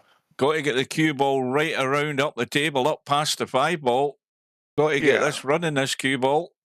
I mean, and the only danger with this is it could get crazy and knock the 8-ball in if you really get crazy. Yeah, I mean... you never know. Sometimes when people start thinking, I got to get this ball up table and make sure I do, and next thing you know, they've made the 8-ball. Exactly, yeah. But he does have to get this up high. Yeah, he's got to get this. Oh, wait a minute, run. hang on. What? Oh, right, No. I thought he was going... he's changed. Well, he obviously did that by mistake or just to scare us, but he has to get this juiced up and running. I mean, this is not a gimme shot because the 2 balls close to the rail. I mean, this is a tough shot, really. Here we go. Dink. Yeah. Oh, that's a disaster, that. Well, that was a hard shot. On tight pockets with the ball against the rail like that, that's not an easy shot. I think I would have made a better effort at that than that there. I think Albie's seen double this time of night. I'm telling you, go shoot that shot sometimes, you know. I mean, when you get balls frozen on the rail in tighter pockets, you know, and especially trying to put some inside on it. Right, well, it's not an easy shot. Well, I mean, what the hell does Stubb do, though? I mean, what does he do to try and stay in this match? Well, that's a good question. What's his options? I mean, he's without a paddle in some respects. I'm not quite sure what he should do here, to be honest. I mean, he's called a ball in the pocket here, but I think he should be ducking. Yeah, I mean, if you take the cue ball up to the end of the table, there's not much. Like if you put it up in the corner where the cue stick is pointed, if he could do that, because none of those balls, as long as you don't give him a cut on the two in the corner pocket, Alvin will not have a shot. Yeah, other he's than just a got to get the difficult cue ball bank. down far enough on the right-hand side. If he does that, he's Yeah. not leaving anything on. He's got to make sure he doesn't. I mean, I think the 7 ball's well hidden. The 7's well hidden. The center of the end rail will be perfect. I mean, that's good enough. Well, you can cut this too, maybe, but it's a heck of a cut. But Albie could get crazy here and call this up and down, could he? No, maybe the 5 ball's in the way. It's a bit tight. No, that's So that was a good shot because now it's like, what are you going to do? And now Albin's under pressure to do something where he's not going to leave a shot. And I will say that the problem Stubb has is he cannot make a ball in the pocket where the 7 is, and he's got a bunch of balls over there. So, you know, Stubb's going to need a shot. What you don't want to do if you're Alvin is leave Stubb a shot where he can make a ball and then go break those out. Because, and I think he's done a pretty good job of that. I don't see an easy way to break those out.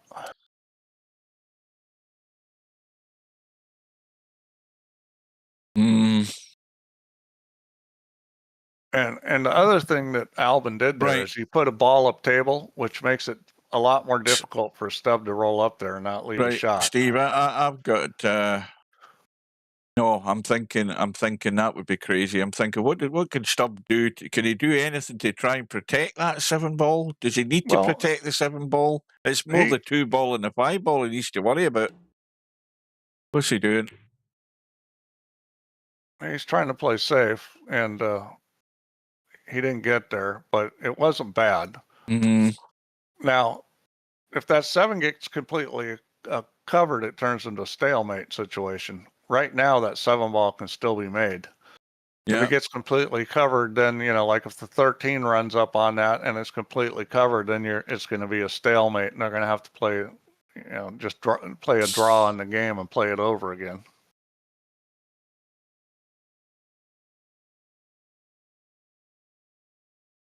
Now, I will say this also is if Albin can get any kind of shot coming back down table, then that combination's easy. Now he didn't get that, so now this is tricky because I don't know if Albin can make this 5 ball. It's a tough bank, and even if he can't get the cue ball in the spot to hit something. So that's that shot that. Remember the shot I was talking about where you dink it and stay behind the same ball? Use the ball for cover, That was it. You guys just saw it. I've been talking about that for 5 streams now.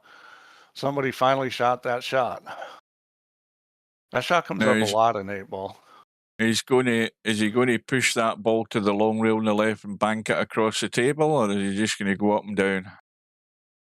I mean, he can bring the cue ball up and down. The problem is Albie, he doesn't want to leave Albie any sort of shot in this 5 ball where he can run the cue ball and try and nudge that 7 ball in the same shot, and then he's on the 8 and it's game over. Well, he needs to get the cue ball over there where Albin doesn't have a shot on the 5. This is a difficult shot here. He needs to put the cue ball, use the 10 ball as a blocker. And not give away the 7, because the 7 could be made off that titty potentially there. This is a difficult situation. Now, one thing you could try to do is make the 7, hit the 12, hit the 15, make the 7, and hook him on the 10. You know, that kind of shot would be very good. But that would be a huge sellout at the end of the day. The odds in it working out are, I don't think they're particularly great. They're not, but he's in a tough position here. See, that's the problem. He's in a tough position. So he did everything except get the hook on the Well, it's 5. bye. Yeah, but that was the kind of situation he had to shoot a low percentage shot. Yeah. I would have tried to do that with the cue ball rather than the object ball, or maybe with both of them. But I mean, it was a tough shot. But I think it was I think he shot the right shot. It was just a bad situation. Yeah, he was in a hole, shall we say. So Albinario 11-6, but I mean, you know, there are signs there that if somebody's on their game, Albi's there for the taking. I think Yeah. everybody's there for the taking. If you can get a roll of the ball, use the advantage of the dry breaks, and most importantly, take your chances. We've seen it with other guys in the tournament. Stubbs not dead and buried, but No, well, he's going to have hard work on the one-loss side. Impressed with how Stubb played, because he tried to play the right way and he played a lot of good, smart shots. I mean, it's just, you know, it's hard to play the wrong way over and over and over again, and suddenly, you know, be super smart. But he did a pretty good job of it tonight. There's one bad guy in the game all night, and that's the dry break. The dry break guy, he's the one that kills you. Well, if you can't get that doing you any favors. Because if Stubb didn't break dry so many times, it probably would have been more like 11-9. I mean, it just killed him. Yeah. So that to me, there's a vulnerability. There is a vulnerability about everybody in this tournament, not only with the break, but with the other guy. If the other guy gets his game on and cuts those errors down to a minimum and takes advantage, I think there's a chance for all the guys that are still in this to do the odd shock here and there if we've not seen the odd shock so far. Well, look at Spud Boy. We saw CP play great and then have to forfeit, which was unfortunate. Yeah. But he's still in it. Yeah, and then you've got Rabi who did well. You know, so there are guys who are capable of taking any of these other guys down. We're not naming names, we all know who we're talking about. I mean, these guys very well. Are all there for the taking if you get a good night and take advantage of what's given to you. Let's take a look at the bracket, Hugh. Right, first of all, let me do a quick refresh to see this remaining bracket. In fact, something just dawned on me. I forgot about that match. Oh, Tommy and Coldest Pillow, let's get into that. Yeah, all right, I'm going to the bathroom.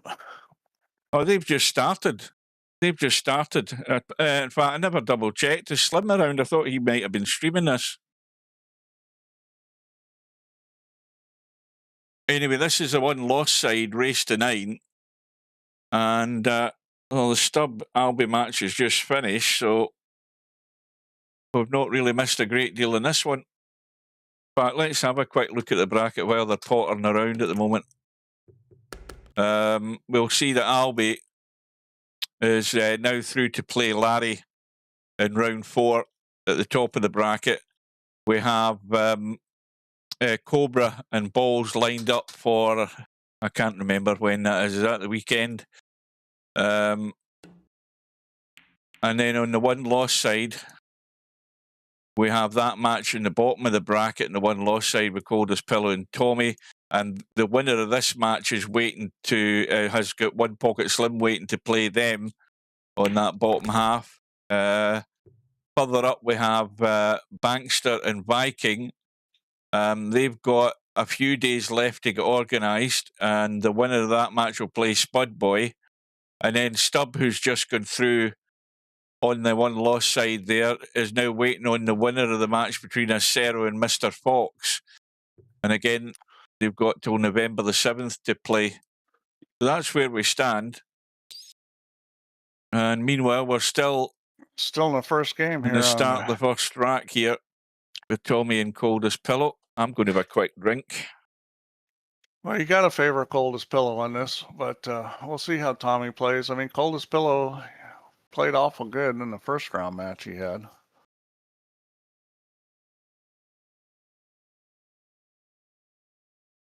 Don't forget, Steve, that this is Tommy, who was beaten by Spud Boy, ended up in the one-loss side. He then plays UK Twister last night, wins 9-0, and it's got him here. So something's woken Tommy up after his first match defeat, and now Stubbs come into the room to annoy these guys.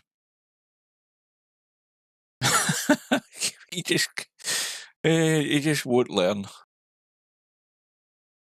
So we've got Tommy on the stripes, Coldest Pillow in the solids. And the table's, again, a little bit ugly, especially where the 3 and 9 are. Yeah, and this is probably, Coldest Pillow's weak point is he doesn't move as that well. Tommy, I know Tommy plays pool in real life. I don't know how much experience he's got, but Coldest Pillow's strength is he runs out like crazy, like well water. And Tommy just freed up the balls. He should be out here. I mean, this is sitting good. He's going to go probably 10-9, 11-14 is my guess. Oh, that's not very good. Now he's going to end up probably shooting the 9, 14, 11. Ah, boy, that's a mistake there because it was real easy. And now it's not quite as easy. That's the thing is when you make a mistake with a cue ball, it can turn it from really easy to maybe we don't get out. Because the problem was you should really want to shoot the 14 last to get on the 8 ball. And now I'm not sure he can do that. Let's see if he can come up with a shot on 11. He's trying to, and I think he might have. Boy, that's tight. I think he might be able to shoot to 11. Oh, yeah, you got a bust through there. Not a problem. Now the problem is it wants to run. If you bumped into the 7, it'd be okay as long as it wasn't on the high side. I mean, the cue ball doesn't want to go the right spot. And see, I think did he put some English on that? I think he put a little English on that, and that maybe it was just a wee bit tight. I thought he had plenty of room to get there, but I think he did. I think he put a little English on it. Maybe he was just checking up a bit. Yeah, he was trying to hold the cue ball, and but that all started when he didn't get on the 9 ball on the side. All he had to do is get straight on that ball, and it was simple. There's another profile around the room. Laser Forces is around. He's just unbelievable, that guy. Right, so Coldest Pillow looking for first blood here.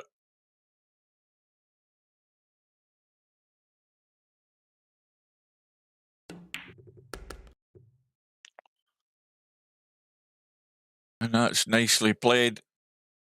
Just around the corner, couple of rails right behind the 1. Now, the obvious issue here, as far as I can see, is the 8 ball is very tight. And he's just played a little draw. Oh boy, is he in scratch territory here? Yes, I think he can just dink forward with a little spin. He can hit the titty. Is he trying to nip back? He's going to hit the titty. No, he is going forward. This may go in the side pocket. This is very close to being titty or side pocket. Well, he's putting a little left English on it. I don't know why he would do that. Yeah, caught it. Got the titty. Good shot there. All right, CP is off and running. And that was on his break, so obviously won the lag. And oh boy. Where's the cue ball going? Well, and that's the fatal mistake you don't want on your first break when you've just lost the first rack.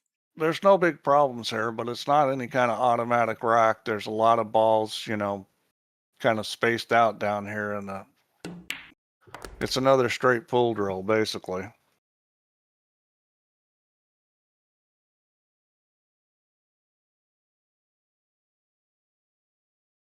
Yeah, you're looking at this table and you're thinking, right, well, what are you leaving the 14 ball to come around into the gap and go onto the 8 into the same pocket? Well, he may need the 14 just to get on the 11. Yeah, and that's the other concern, the 11 ball being there, because there's nothing really handy this side of the table to get you to that 11. He's going I think that's what he's going to have to do. Yep, he's going to have to deal with it straight away. Watch out. And this is the other worry: is the 8 ball. That was a little sloppy there. you got to either dink that real soft or make sure you hit the 6 full. Oh, and he didn't. this could be really good though. Look at the gap that he's got. I mean, he can go to the 13 that's up the top there at the other end of the table. He may play for the 11 right now. I mean, this is doable. That's what I was just going to say. That it's so open in this side of the table. He can get to the 11. Although I don't think he's hit it, has he? Has he hit it? Is it getting there? He's hit it hard enough. Just. Yeah, that was well done. Because those kind of shots, you know, a lot of players have trouble getting a line on those kind of shots. Those shots are going to be tricky. He hit that really nice. I mean, he came up a little short, but. Well, I'll tell you one thing. It's going to be a good shot to get from here to the 11 and still be decent in the 8. Yeah, this will be some shot. This is tight. If he hits the side rail, it's probably not going in. Well, it wasn't as tight as I thought. Hang on a minute. Yeah. So the shot before he undercooked and that one he overcooked. You can try to play this off the rail. I mean, it's a tough shot. It's way too far off the rail, is it not? Yeah, but it can still be made. You got to put a lot of English on it. You're trying to straighten out the shot, but it's very difficult shot. I mean, it's very low percentage, but it can be made. No, hang on a minute. Can he get? No, he can't get that way. Now he may try to masse this. That's the other thing is a little masse. I actually like that better than off the rail. I think it's a higher percentage. Now I wouldn't raise the butt maybe quite this high, but we'll see. Yeah, a little bit too much butt elevation. So right, Tommy's got a open table here. Little exercise for Tommy. Hog is here. Oh, welcome to Blind Hog. A bit late to the party. You missed the stub match. Oh, you caught the last of the stub match.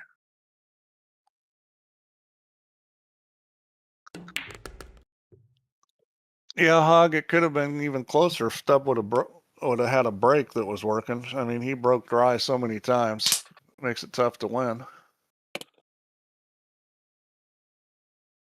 So it looks like Tommy's going to take care of this table.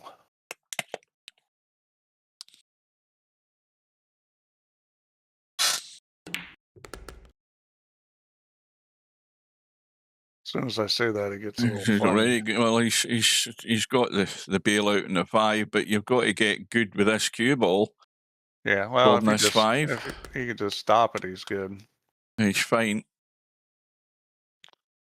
So it's going to be 1-1.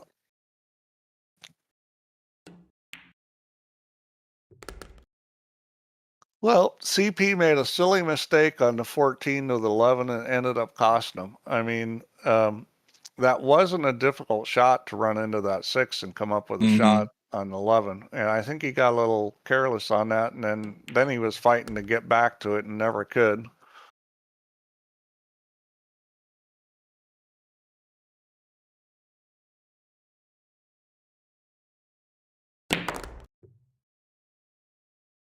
I'm going downhill rapidly here. I've hit the sleep wall.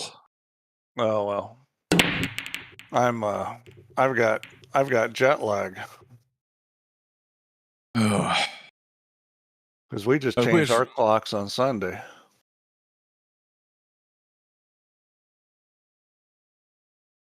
Right. So you're back to 5 hours behind us. Yeah.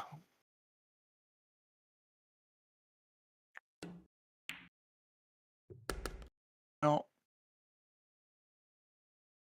Tommy's got a doable table here. I mean, but it's not the easiest I've ever seen. Well, why don't you pot this one up the rail, go on the 11, play the bump for the 7 to nudge the stripe. You've got nothing but stripes up the top end of the table anyway, so you're bound to be on something. This is one you want to hit hard. And the reason why you got to move a lot of balls, he didn't hit it hard enough, but he's going to be okay.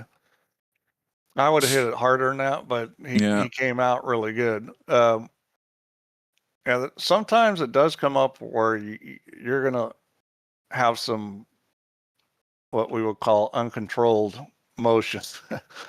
And that was one of those situations. But he's done it well, and he should be out here. You just got to be careful to get to this 12 ball. Yeah, that's better. That's better. Both these guys played at a nice pace. Neither one of these guys is slow. So you just want to get a reasonable shot on the 12. Anything way short or way long isn't reasonable.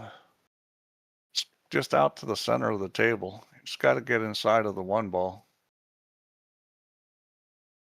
So you got to spin a little to come inside the 1. Or I guess he decided to go outside of it, which is fine. I mean, that's actually probably a better choice, easier to control it. Now, this is against Cold as Pillows break, remember? Yeah. Well, which is pillow broke dry, you know. How you get that little bit of advantage. Oh, cue ball waxing. Well, you know, I mean, that's kind of a silly business. I mean, I don't, you know, I get, you know, pool players looking for an advantage. I mean, you know, how many Filipinos you seen in the pool room putting so much powder on their hands, and by the time they've played for a couple hours, the whole table's got powder all over it. You know, that completely changes the way it plays. So, I mean, this is nothing new, having players trying to change how the table plays. But the cue ball racks, and I guess is kind of kind of a little bit more on the outrageous side.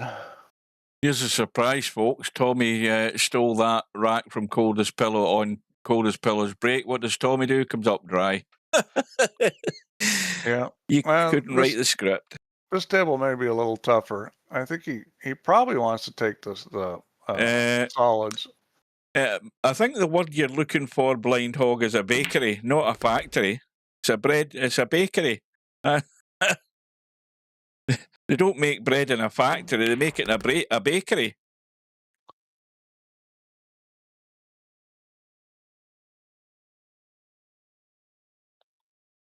So, Paul, I played pool on Saturday. First time since April. Last 4 players in the tournament were Tommy Kennedy, 1992 U.S. Open champion. Johnny Archer, 1999 U.S. Open champion. Josh Roberts, top 5 in this country, and yours truly. And some big guy. And some big dummy. I think some Pinos do that.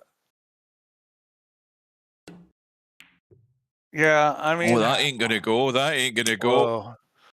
What's Cold as Pillow doing? That's not like him missing balls. Oh, that's a bad miss.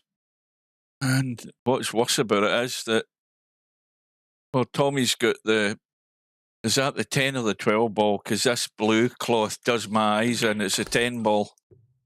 He's got the 12 on the left side. He's got to get up there.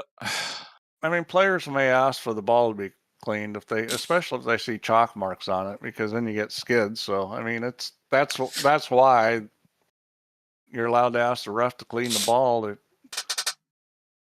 You know, we've all had balls skid on us. Well, you know the problem in snooker for years has been kicks. That's been the constant background thing that everybody's scared of, getting a kick at the wrong time. And they invented that new chalk that's like, you know, as far as the States go, it's like maybe $25 a block of chalk. And you've got a lot of the pros over here using it, yet you've got somebody like Ronnie O'Sullivan who refuses to use it. He still uses the, you know,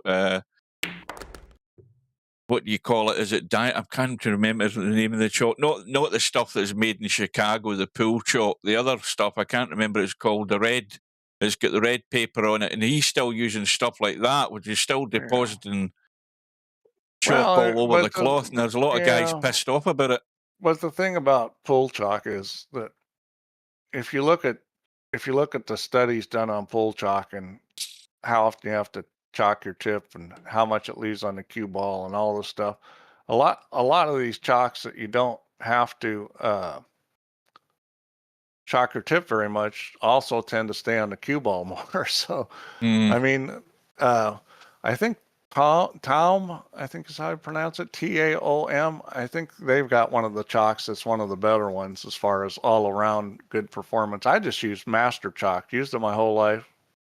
You know, that's just a standard pool room chalk. It's been around forever. But you know, that's the other thing is they'll let you play with any chalk. There's no restriction. There's no standard, there's no standard in what chalk you use. Sometimes they'll say, well, you know, they'll say you have to play with a chalk that's the color of the tablecloth, you know, just so it doesn't mark it up so much. But yeah, there's no set standard on what chalk is to be used.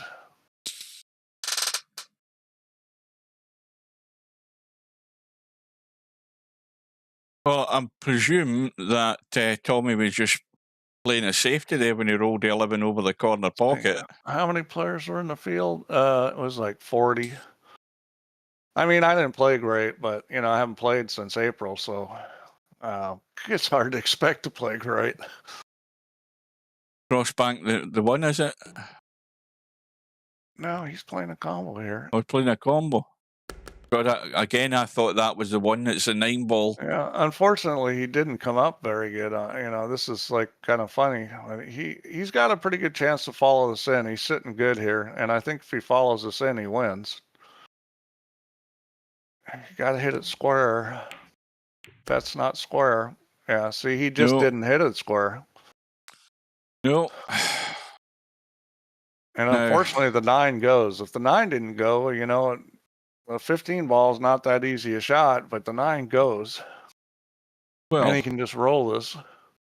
Kachi's been a loser. He has this hate thing for Filipinos. Well, you know, the thing about the Filipinos is they play good, and there's a lot of them that play good. That's the thing is you go to these tournaments, there's a lot of them that play good. It's not like it's just a couple guys. This is a make or break shot here, getting on the 10 ball. It needs to spin. It needs to spin. No, he's and okay. That's pretty good. He can shoot it up table. He's going to be hampered though. But you know, we saw CP play great the first round match, and now he's struggling. And you know, it could be those woman problems on his mind. There's nothing like woman problems to take you out of your pool game. This is testy. They all are. Oh, that makes it even more testy. Oh. Yeah. That wasn't close. That was like trying to hit a band over the banjo. That wouldn't have gone in the standard tournament pockets. That was that was no good.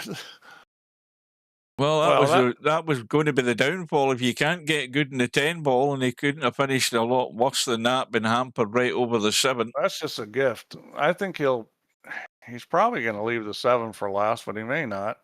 He's going to shoot it now. Yeah, he's finding either way. I mean, this is pretty easy from here. Well, it's going to be even Stevens because this is Coldest Pillow going to be pinching the rack off Tommy's break this time. That 2 ball looks tight in the rail though. Is it? No, it's off the rail. I will tell you this, Paul, about the Pinos. They're not good action. They play good and they quit early. The only way you can win money is to trap them, because you get in a game they don't like, boy, they're going to quit so fast. So you got to trap them. You got to play them, you know, guarantee a minimum number of sets, freeze money up, do something where you got a chance to win. And likewise, Coldest Pillow. No, he's got a ball this time. I missed that one. He's got a ball. They're a miracle.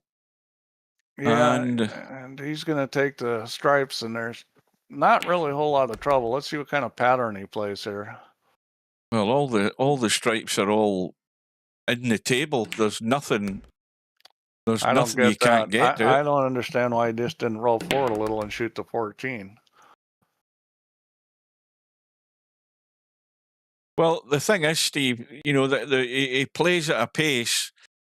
So that would suggest that, you know, he's immediately got the pattern in his head and the way he's going, and he's going about it. You know, Yeah, well, you know, he started off differently, but as long as he knows where he's going, the you know, thing that's is, fine. like there. See, that's like sloppy. He's just gone a wee bit a wee bit careless. So every time you do something like that, it reduces your chance of getting out because it makes the pocketing the ball harder. I mean, he still is, but guys that are going to be more consistent don't make those kind of cue ball errors, and he needs to clean that kind of stuff up because, you know, I mean, he's a tremendous player. He moves the cue ball really well. He pockets balls really well. His pattern plays decent, but, you know, you can't make careless errors, and it's not from the speed. You can play fast and not do that. It's just sort of recognizing those situations where I really need to be a little more precise with my position here. Who was that won $100,000 then, Paul? Must be somebody we know. Let's see. $100,000 in a Qatar paintball tournament. The World Cup. Are you talking about the? I thought the World Cup was pairs. Oh, that's the team thing, isn't it? Aye. Because Beato won the World Championship.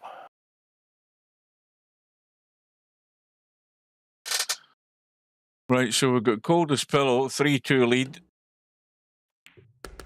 Tommy having broken again, dry. Coldest Pillow on the stripes, I believe.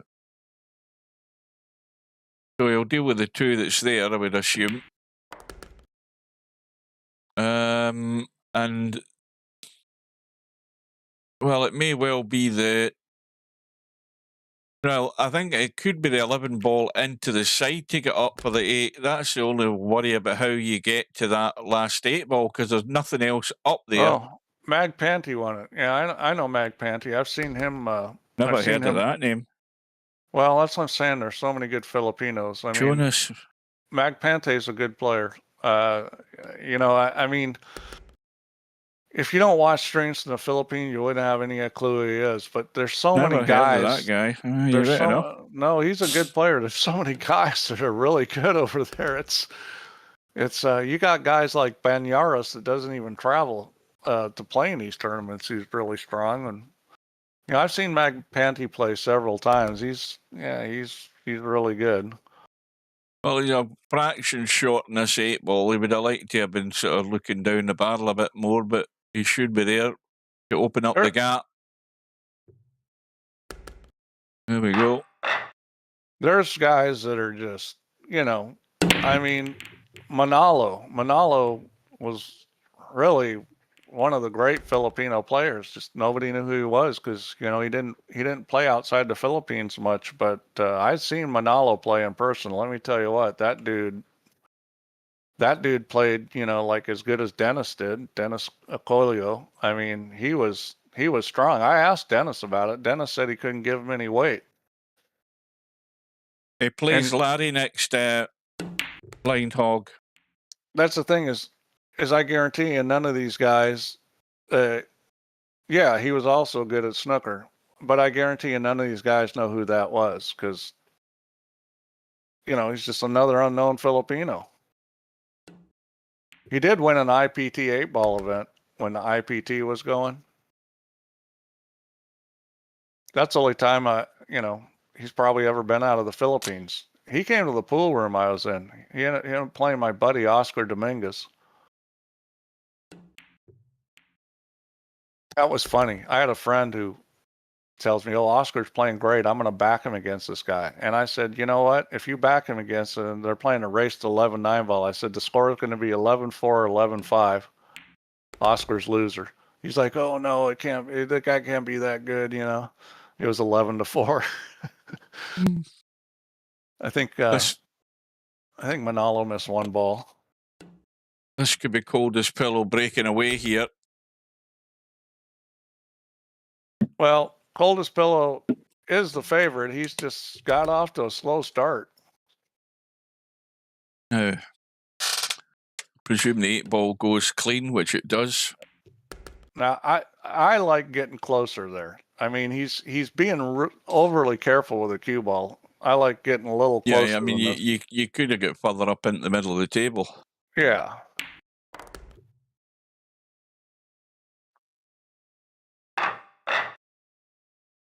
Well, the gap immediately goes to 3. He had a slow start, and now he's rolling, and you know this is trouble when a guy like this gets rolling, especially if he breaks well. And there's a dry break, and now this is real trouble for Tommy. Oh dear! I mean, again. I think he'll be taking the stripes. He's going to shoot 13 right now, which is the right shot. Get that out of the way, and you play shape from the middle of the table for the 14 or the 10.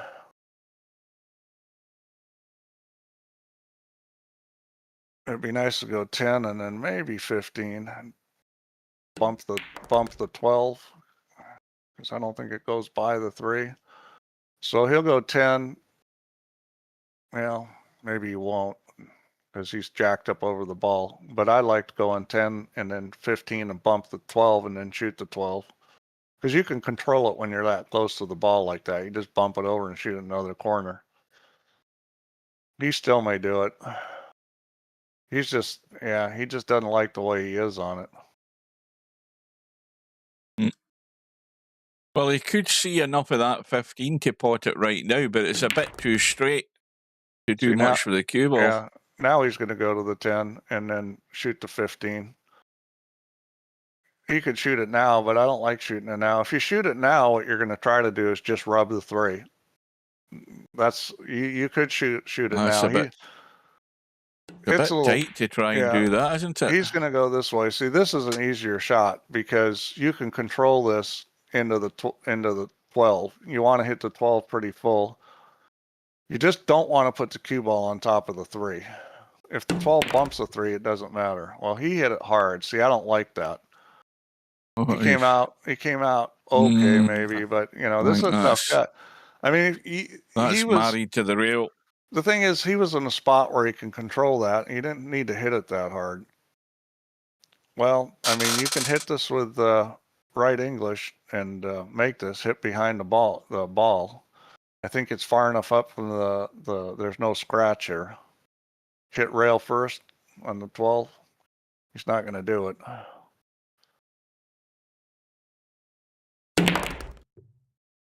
Yeah, and this is, you know, this is where Coldest Pillow is, you know, vulnerable, is that he didn't recognize he could control that 12 ball. Instead, he hit it hard, and that's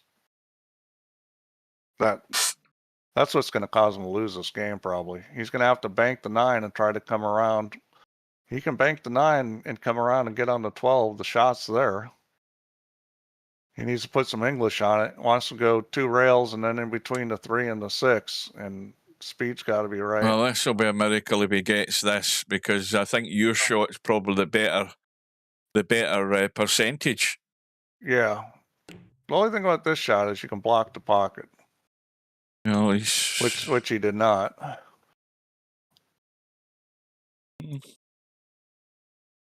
Well, I don't think anything's going to go sweet past that 12, but it's pretty tight both ways. Yeah, I'd shoot the 3 right now. Because even if it doesn't go, you're going to block the pocket. You just don't want to leave a bank on the 12. Because the bank on the 12 is really easy. Oh. I'm no convinced this is the best place for the cue ball. You're trying to get that to follow in. He's looking at the 4. No, that's a disaster. That's a complete disaster. Well, if you ever want to gift somebody and hand it in a plate, there it is, Tommy. I mean, that's the way to sell out and give it all to Coldest Pillow.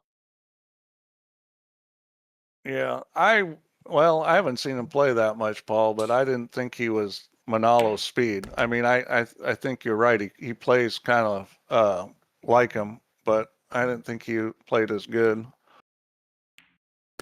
Well, that's all ended in a disaster. When you're 5-2 down, you don't want to do that. Oh. Sometimes a guy like Mac Panty, you know, he wins a big tournament like that. And that just may open up the floodgates, you know, because maybe in the past he's been nervous or this and that. It might give him some confidence. Well, there goes course, the 8-ball. we need to remember this is only a race to 9 and one lost side, so you ain't get any more time here, Tommy. Well, that's how all good players play. Good patterns, nothing wild, fundamentally sound.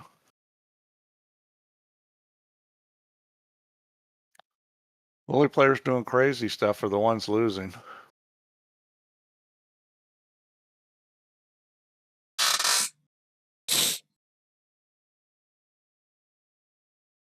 But there's so many good Filipinos. I was looking at the Hanoi Open. There must have been 30 Filipinos in it. Probably half of them had a chance to win.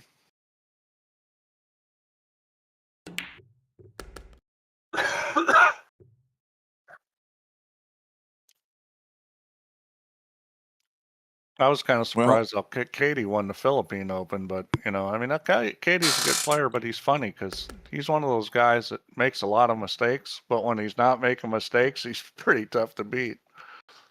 I think he's got to go on this 14 ball pretty sharpish. Yeah, this is just roll it though. Now see, I don't get what he did there. I would have just rolled it and shot the 14. I don't understand it either. Now he's on the 11 and having to try and get through a gap. He can roll missing through the past 7. he can pass the 7 and then he's got the 14. But you definitely want to get that 14 out of there because it's in a funny spot and it's extended from the side pocket. So this is roll forward, shoot the 10, shoot the 9, and you just got to decide where you want to shoot the 8. It doesn't. It goes in one of the corners down there. Well, you've got to go over. You've got to go over and mess about with that 2 ball, haven't you? Yeah. Oh, I don't like that angle.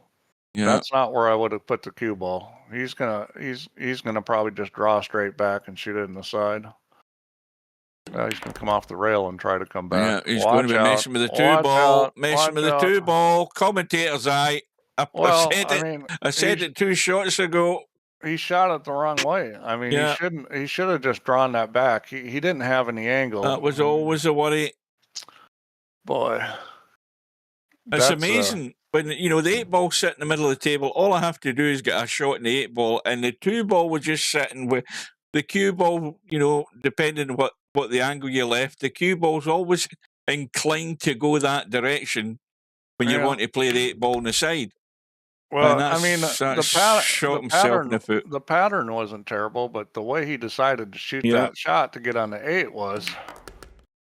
Yeah. I mean, maybe if the object ball is a little closer, you could cheat the pocket a little more. But he's trying to, you know, he's using English, but he's fighting the direction the cue ball wants to go. Exactly. You know, if the cue ball wanted to go the right direction, then that would have been fine. So he should have just drawn that straight back. I mean, I'm not a big fan of using draw. I would use English in that situation every time if I could, but in that particular shot, it really wasn't there. Watch out. Oh. Using all of the pocket. That was, wow. Coldest pillow, he doesn't sweat anything. He's probably not even worried about it. He's in the comfort zone now. I mean, it's just a matter of time, isn't it? It's a usual scenario. Yeah. Well, I know Manalo had a pool room. I don't know if he still does, but he had a pool room at one point. Why would you ever want to be a politician? Why do that to yourself?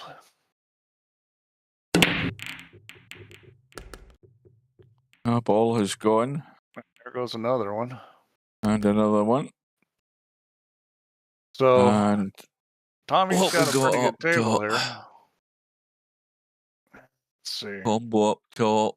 Well, he's got to get the cue ball out of there to get the shot. And then from that, you have a good job of doing that.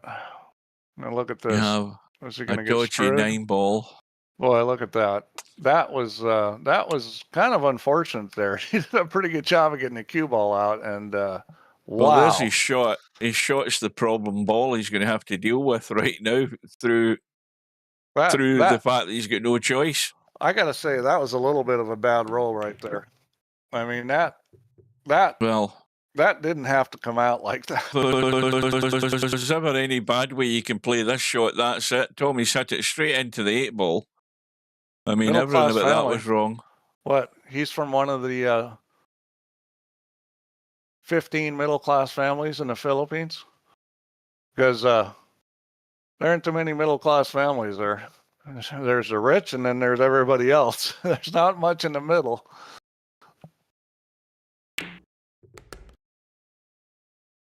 Coldest pillow trying to pick his way through what's left. Now, the problem, obviously, is the 7 ball. Oh, the problem's the 2 ball, the 6 actually. ball, and the 2 ball also. Wow. The Tommy lives again. You don't expect him to miss that. So let's see, the 6. Boy, this is a little tough. The 6 doesn't. The 12. The 9 ball. Gee, I can't even say the ball. The 9 ball doesn't go right now. So he's got to shoot the 12. He doesn't have any choice. If it was me, I'd probably try to come around the corner and get on the 9 because it's kind of. I mean, this is going to be a little tricky because that 15-14, does it go anywhere?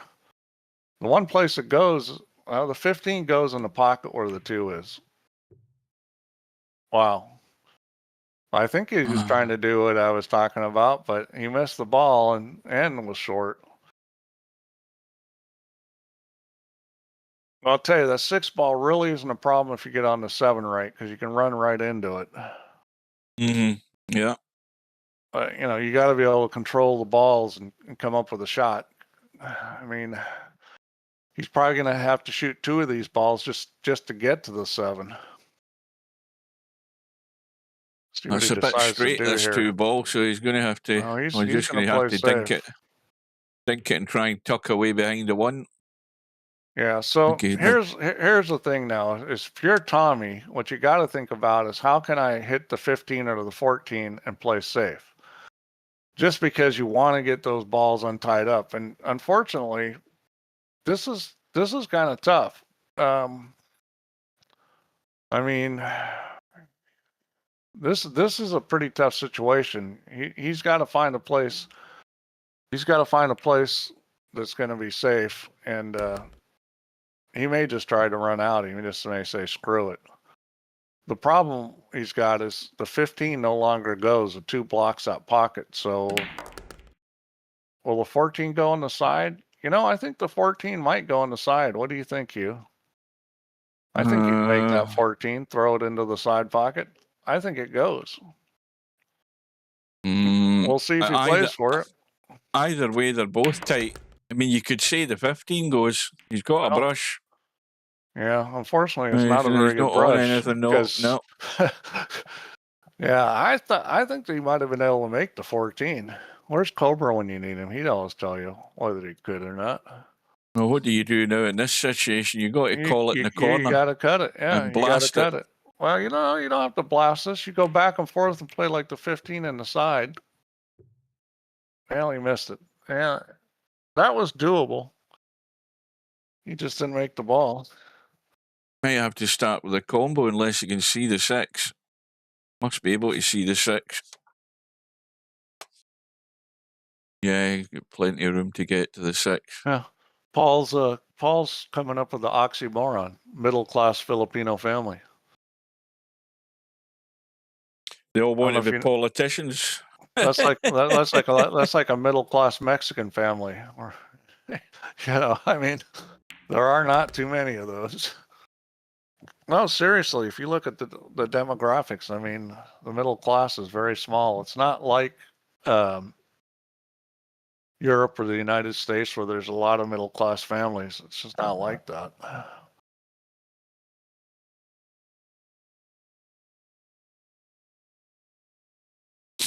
Well, welcome to Larry. Larry's been lurking in the corner all night, I think. Larry's been hiding. Well, I don't know what Coldest Pillow is taking so much time for all of a sudden. I have no idea. I mean, the 6 ball's wide open, so it goes. 7 balls there.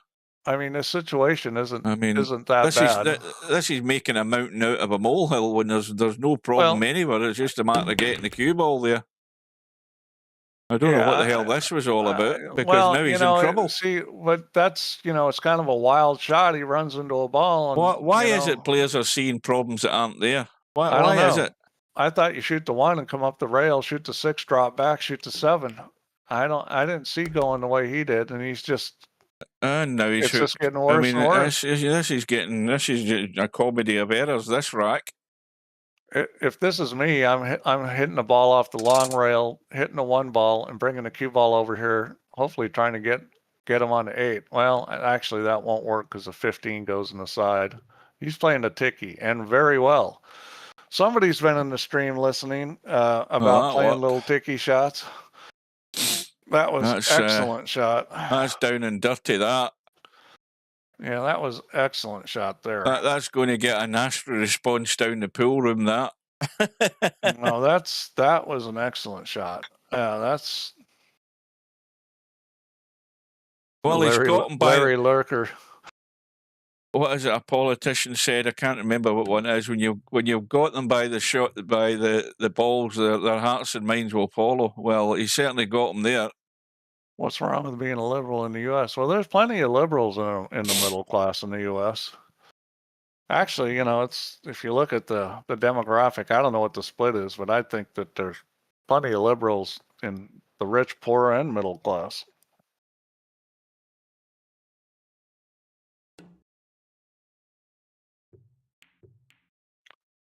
Well, that was asking a lot on that one. Yeah, that was a big ask. Right, Tommy, come on. Get this rack over and done with. Yeah. And get it out of your head. So you got, I would shoot the 15 every time here. I wouldn't be looking at the 14. There's no way I'd be looking at the 14. This is like all your eggs in one basket, I'd this shoot shot. The 15 in the corner. He's got it. So let's see what angle he's got. He's a little funny now. See, this is the angle you don't want. You can stun it into the 8. You can try to draw it past the 8. Oh, you've got to nip into this. I would nip into it. I just stun it into the 8 ball, push the 8 at the pocket, not make it though. See, you know, he hit that way harder than he needed to. You know, you can control that. He's trying his best, Tommy, to mess it up, but he's eventually get out. He's lucky he didn't make the 8 ball hitting it that hard.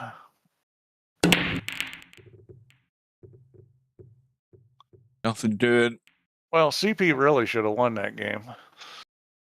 Oh, it should have been all over. He should have been on the hill, definitely. Well, Tommy's a good table. Look at this. Dry break, he's got a good table. I mean, this is pretty much a must run out, I think.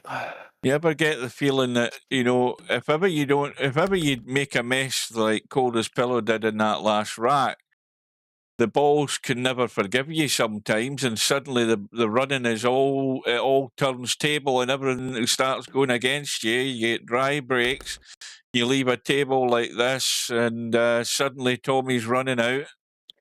Well, you know, although he's not quite at the moment, but he's still at the table. Toto's Pillows missed some balls. He's made some bad pattern plays. He certainly looked a lot better in the other match I saw him play. Oh, Cobra's finally arrived now. The football's finished. Hey, you got a pretty good excuse though. I mean, you got to admit, Hugh, woman problems is a pretty good excuse. Yeah. I mean, they'll drive you to drink, and it can be difficult to play when you got that going on. I take it you're making comments like that well out of earshot where you are right now, Steve. I take it that's well, of course. I take it you're in the safety zone. Of course. But yeah, most of us have been there. I bet you looked over your shoulder there just before you said that, just to double check. Well, Cobra's here, so he's either done with the football or hopefully he's sitting down with a gin. It's about gin time, I think, for Cobra, gin and tonic. Well, don't tell me any scores because I'm going to go and watch it on Match of the Day after this is finished. I want to see I know that Tottenham Hotspur were they about 4-0 or something. I think I saw a quick score update with them, but that's all I know. I want to see was it the Liverpool game? I want to see that. Well, I will see that. My wife is worth it because she puts up with me. So No matter what kind of problems she causes, she puts up with me, so that's a big plus. Cup of Earl Grey. You know what? I love tea. I drink tea all the time, and I drink black tea, but Earl Grey is just not my favorite. Oh, you just got in from work. Oh dear. Hang on a minute. What Hang the on a hell was minute. that? Wow. I Didn't have no expect him to idea. miss that. He was obviously Wow. trying to do something with the cue ball. Let's see the Wow. cue ball when it hits the rail. Big check in the cue ball, Steve. That's what done him. Loads of English. Yeah, Again, I mean, trying to do did he really, acrobatics. did he really need to do that there? Wow. I mean, trying to fight where the cue ball is going isn't usually going to be your first choice. And if you are fighting it a little is a lot better than fighting a lot. Well, he's just sold out, hasn't he? Cold as pillows, should be in the hell now. See, that's fighting it a little, but that was an easy shot. That's not so bad. Just a little dink, little English, check up the ball. Yeah. I mean, CP in general, I think CP hasn't quite figured 8-ball out yet. You know, some of the patterns he's playing aren't that good, but you know, I mean, in general, he moves the cue ball good. He pockets balls well. He's just got to figure out 8-ball a little bit better than he has. Now this left himself short again. That's just poor. So he's putting check on it. When you put check on it, you got to hit it harder. You've got to hit it harder to get it there. They should have been up at the side pocket. That's the golden rule. You got to get to the side pocket. Yeah, there's no reason to leave yourself a shot like that. He still got it in the heart of the pocket though. Didn't blink. And on the hill. And a ball. And yeah, right, Paul, you're right. Why did he hit it so hard? I think Tommy tends to force the cue ball a little too much. And what I mean, you know, part of it's speed, but part of it's how it's being hit, or it doesn't flow. You're kind of trying to force it instead of letting it flow. Where's Arnie when you need him? Hasta la vista, baby. Arnie, who's Arnie? Oh, the Terminator? Hasta la vista. It's all over, folks. I thought Niels Feijen was a Terminator. Feijen? How do you say that? Niels Feijen. Feijen. It's a it's Y like sound. it's a silent J, Steve. Feijen. No, well, it's a Y. Feijen. That's a Y. No, it isn't. It's F-E. Is it not F-E-I? Somebody Google it. I'm sure it's F-E-I-J. It is. Yeah, it is. F-E-I-J-E-N. Yeah, but it's not Feijen. It's just Feijen. Feijen. Yeah, no, it's not Payan. It's not P-A-Y-E-N. Payan. It was Payan. Oh, right. Where is he now? He's on 7 ball, then a little dink up with the 2 and the 3. Paul says that's how it's pronounced phonetically, Payan. Are you sure about that, Paul? That sounds funny. I don't. You know what? Where does the P come into it? I can't give anybody language advice. There should be an F. I can never figure out how to pronounce anything. Well, you'll have to look at the American language to realize where it's messed up. You know. Well, I can't speak English either, so. They call basil. I mean, there's the first mistake. They call oregano. Well, but you know. Yeah, that's better. The English aren't any better. I mean, the English language is flat out bad. I mean, all you have to do is like, look at a word like way. How many ways can you do way? W-A-Y, W-H-E-Y. Yeah. W-E-I-G-H. Yeah. Yeah. And the thing is what is a way? I mean, way can be like, it could be the way, the direction that you're going. It could be a way is a path, like. Yeah. There's a pathway. Yeah. It could be way to go, if you use that way. I mean, there's the right way and there's the wrong way. The English language is terrible. I mean, it's not just it's not just Americans versus people from the UK. The English language is terrible. Yeah, there's another one where they just abbreviate aluminium to aluminum. Oh well, take out the I. How about schedule? You guys are schedule. Well, I mean, only in Scotland, by the way, Larry, only in Scotland can you actually say that line that you just said, and it's perfectly and it's all normal. over. In the meantime, Cole Spillo just finished Tommy off, and that wasn't too close, 9-3. Yeah, pretty much a bloodbath in the end. And honestly, I didn't think Cole Spillo played that well. Larry, if you'd come into my store today and said to me, "Where are the oranges?" and I pointed across and I said, there. That would be perfectly normal to anybody in Scotland. I mean, it's the Scottish. Talk about people that can't speak. Where's my shirt? It's in the toilet. Your shit's in the toilet. Well, we don't say that. That's American. That's American stuff. That, or is that not guys from the hood that say that? No. They're going to get their shit. You listen to a Scotsman say shirt, sounds like shit. No, you're talking about shirt and shit. No, we would wear a shirt, but we wouldn't wear shit. And we don't take it. We don't take any shit either. By the way. Anyway, let's look at the schedule. Cobra versus Balls on Sunday at 4 p.m. in the afternoon, and that's it as far as the schedule goes. If we look at the winners' side, we'll see that Albie is sitting with his next victim, Larry. That's Larry's nemesis. He's about to play in round 4, but I mean, anything can happen in that. We've got that match lined up, and of course, then we have the Cobra match. The one loss side from bottom to top, we've now got Coldest Pillow through, and that should be a good one. We've got One Pocket Slim, who is still recovering from his final rat decider against Rabi. One Pocket Slim against Coldest Pillow. That's going to be a match to the death with those two. Further up, we've got other things not so much happening. We've got Bankster and Viking. I haven't a clue what's going on there. We've got Spud Boy waiting on his next victim, and it'll be either of those two. We've got Stubb waiting on the outcome of Acero and Mr. Fox. So whatever happens in that match should be a good one for Stubb next round as well. There has nothing changed in this bank pool, by the way, Steve. I've been checking the last few days. It's still 11. We need some of you guys to sign up. I mean, you want to learn to play better in these other games like 9-ball and 8-ball and stuff. You need to learn how to bank. I mean, I don't know if you guys realize this, but after Cobra played in the bank pool tournament, the rest of his games took a big bump. I mean, he was very mediocre banker, and he played bank pool, and now he plays way better. I mean, that's, even if you don't like bank pool, it's worth playing in it. Right. So there is a week tomorrow. A week tomorrow you have left to get in on the tournament.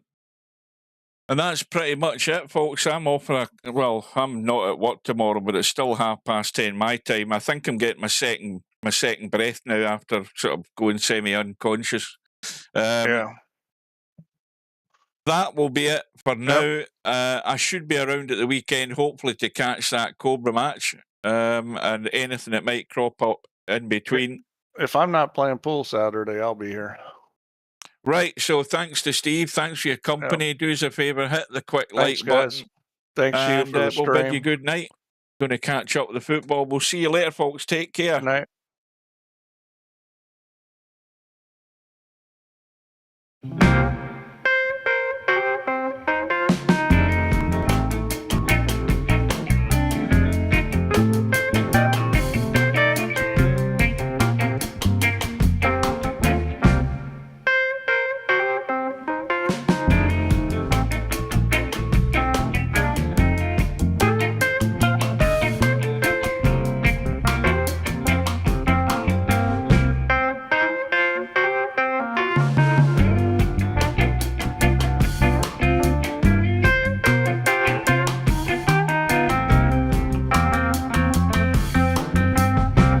No bar, no pinball machines, no bowling alleys, just pool. Nothing else.